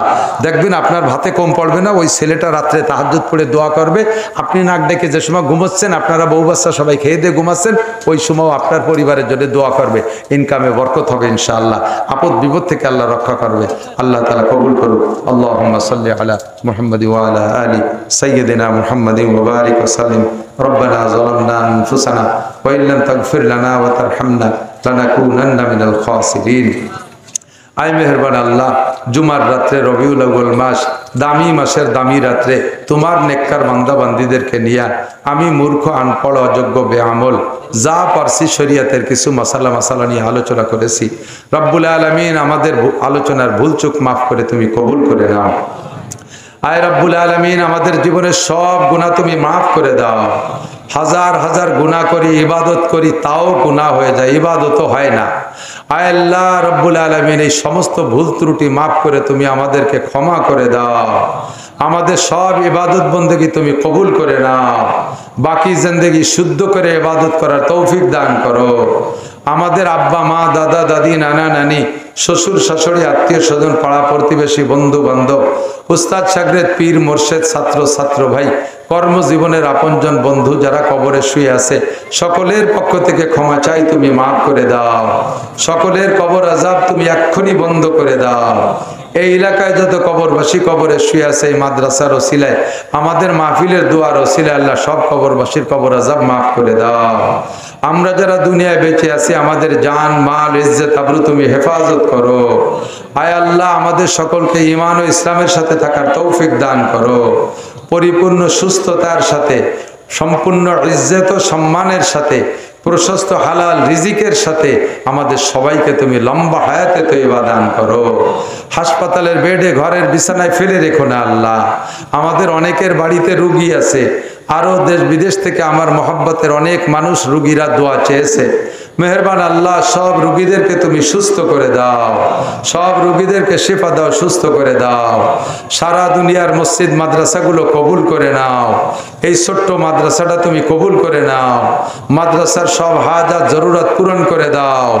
এই মসজিদ মাদ্রাসায় যারা দান করলেন কিয়ামতে তাদেরকে ইব্রাহিম খলিলুল্লাহ, ইসমাইল জবিহুল্লাহ, মুহাম্মদুর রাসূলুল্লাহ সাল্লাল্লাহু আলাইহি সাল্লামের সাথে জান্নাতি করে দিও।